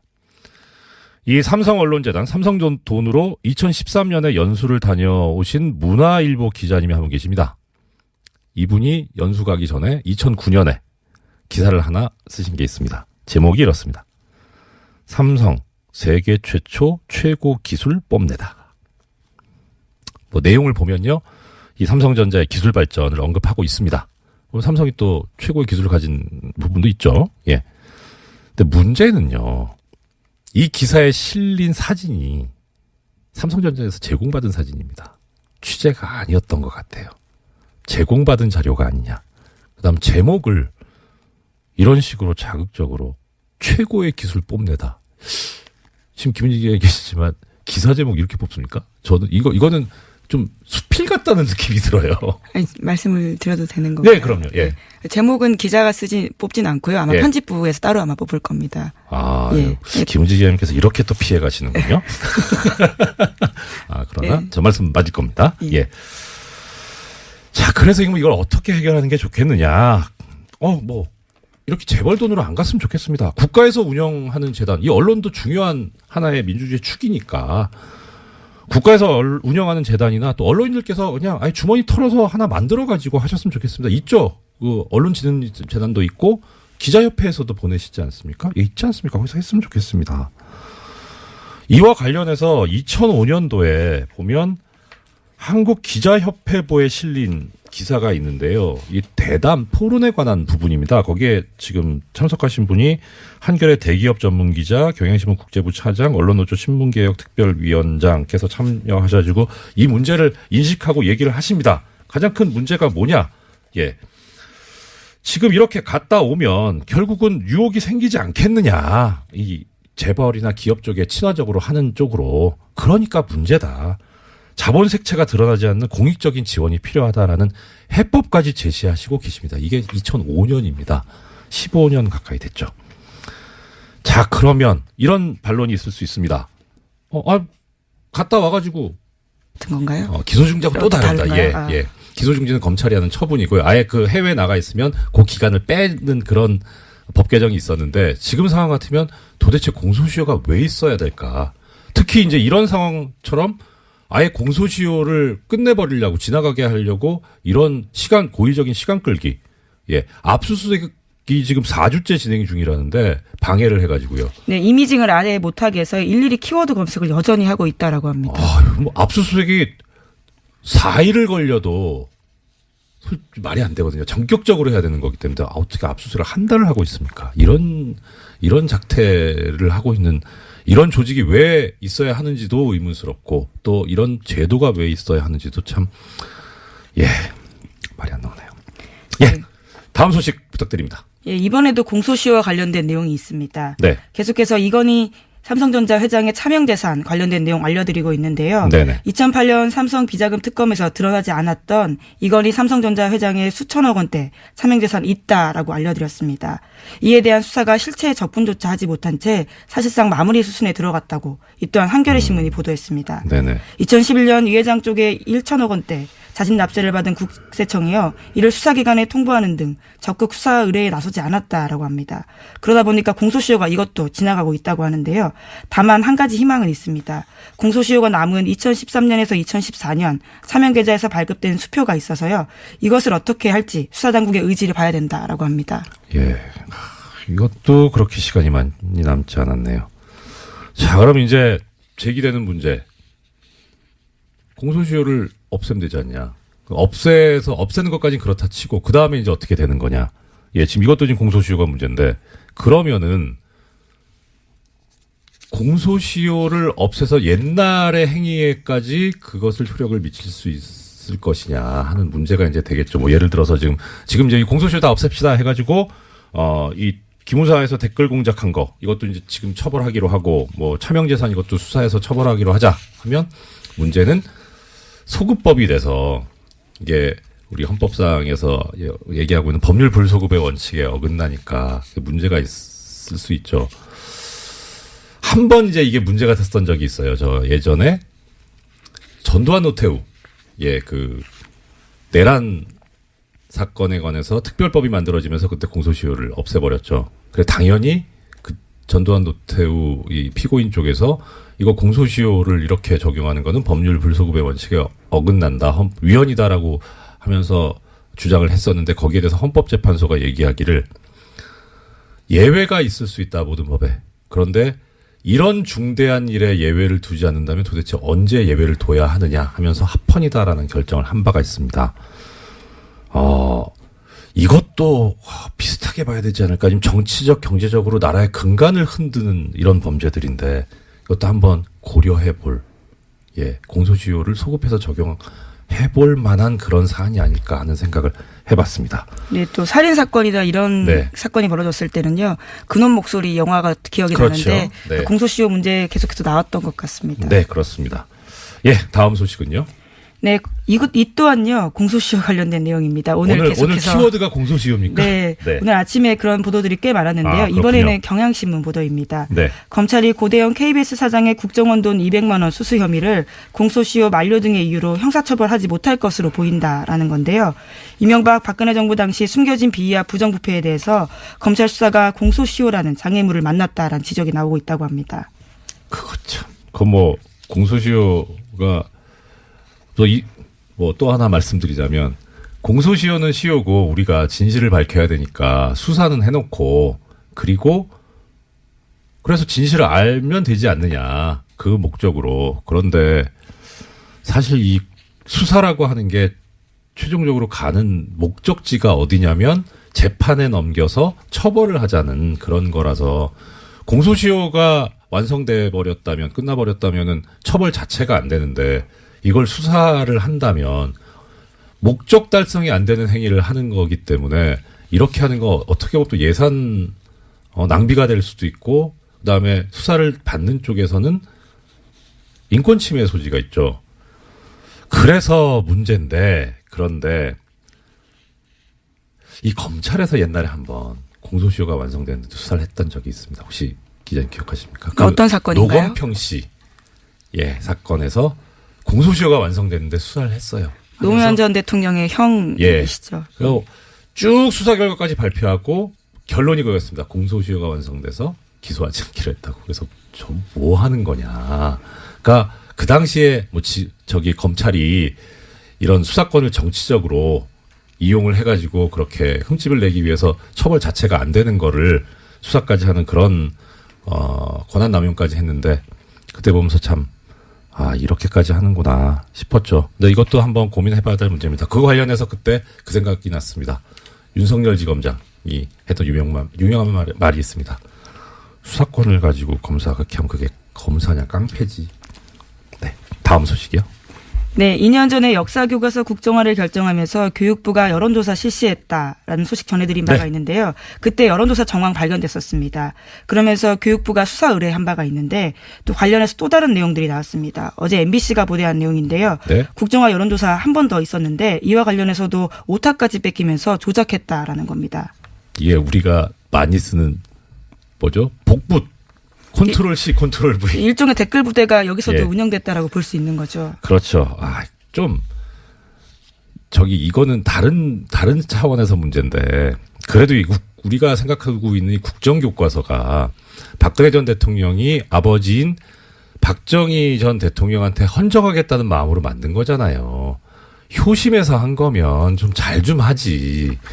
오타는 좀 너무하지 않습니까? 아무리 이게 잘못된 거지만 그래도 그쪽 입장에서는 나름 사명감을 가지고 한 걸 텐데 오히려 역으로 이런 오타까지 베낀 걸 보면 실제 이 실무진에서는 이걸 하고 싶지 않았던 게 아닐까 하는 생각이 들고요. 이것도 좀 다른 얘기인데 관련해서 지금은요 판결문에 판사들이 전자서명을 하거든요. 미리 이제 서명하고 날인을 다 그 메모리에 넣어가지고 그대로 그냥 클릭만 하면 서명 날인 되게 돼 있는데 옛날에는 종이에다가 서명 날인을 했어요.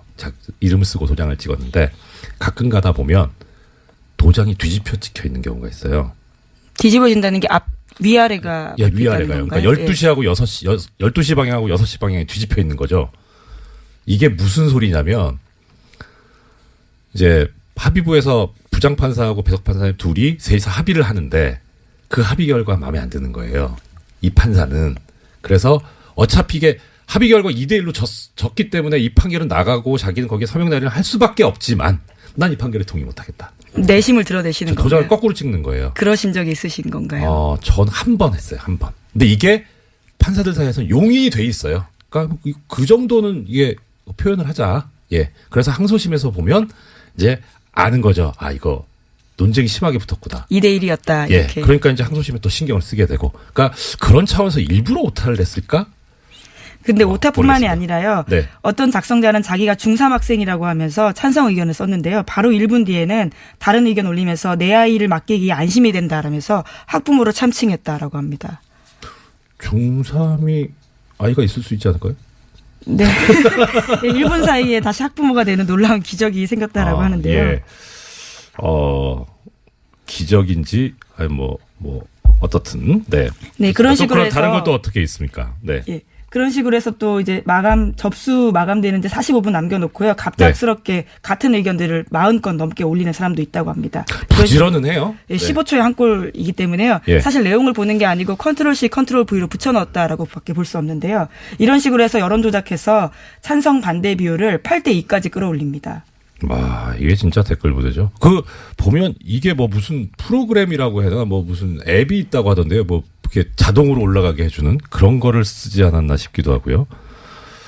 네, 그래서 당시 이제 교육부 같은 경우에는 이런 의견 수렴을 핑계로 대서요. 상당수가 국정교과서에 찬성하고 있기 때문에 국정교과서 폐기하지 않고 검정교과서와 혼용하겠다라고 밝혔습니다. 거참. 하여튼 열심히 한다고는 했는데 그래도 이게 제대로 된 정의로운 일이 아니니까 이렇게 오점이 나오는 것 아닌가. 역시 정의는 언제든지 드러나게 돼 있다라는 생각을 들게 합니다. 다음 소식 부탁드립니다. 네, 지난해 2월 달에 개성공단 폐쇄된 바가 있습니다. 네. 이것은 박근혜 전 대통령 말 한마디에 결정됐다라고 하는데요. 네. 통일부 정책혁신위원회가 발표한 내용입니다. 이게 셀프라고 할 수도 없고 그냥 맘대로인 거죠. 예. 그래서 이런 얘기 하는 분들 계시더라고요. 박근혜 전 대통령 하면 법치주의가 생각이 난대요. 그래서 왜요? 법을 하나도 안 지켰는데. 법을 안 지켰기 때문에 법치주의가 얼마나 소중한가를 가르쳐 주신 분 아닌가 싶습니다. 또 다른 의미의 가르침일 수 있겠네요. 예. 지금까지 우리 오늘 발견해 놓으니까 코너 이름 다시 까먹었네. 네, 이것만은 알아야 할 뉴스 이알뉴입니다. 예, 이것만은 알아야 할 아침 뉴스에 진행을 해주신 시사인 김은지였습니다. 감사합니다. 예, 고맙습니다. 예, 이어서 바로 미니 인터뷰를 진행을 하겠습니다. 오늘의 미니 인터뷰의 대상은 접니다. 어떻게 해야 되나? 예, 법적인 문제는 아니고요. 어제 좀 말씀을 드렸어야 되는데 시간이 모자라가지고 그래서 오늘 제가 또 마지막이기도 해서 그래서 그 언론인들의 재벌 돈으로 해외 연수를 다녀오는 것 여기에 대해서 어느 정도 좀 말씀은 드리고 마쳐야 되지 않을까 싶어서 인터뷰를 제가 스스로 자청을 했습니다. 지금 아직 김은지 기자님께서 코너는 끝나셨지만 퇴근을 못 하시고 감금돼 계시는 중이시거든요. 질문을 부탁드릴 수도 없고. 자, 일단 어제 잠깐 말씀을 드렸었는데 어떤 일이 있었냐면 미디어 오늘에서 이 삼성 언론 관련 장학생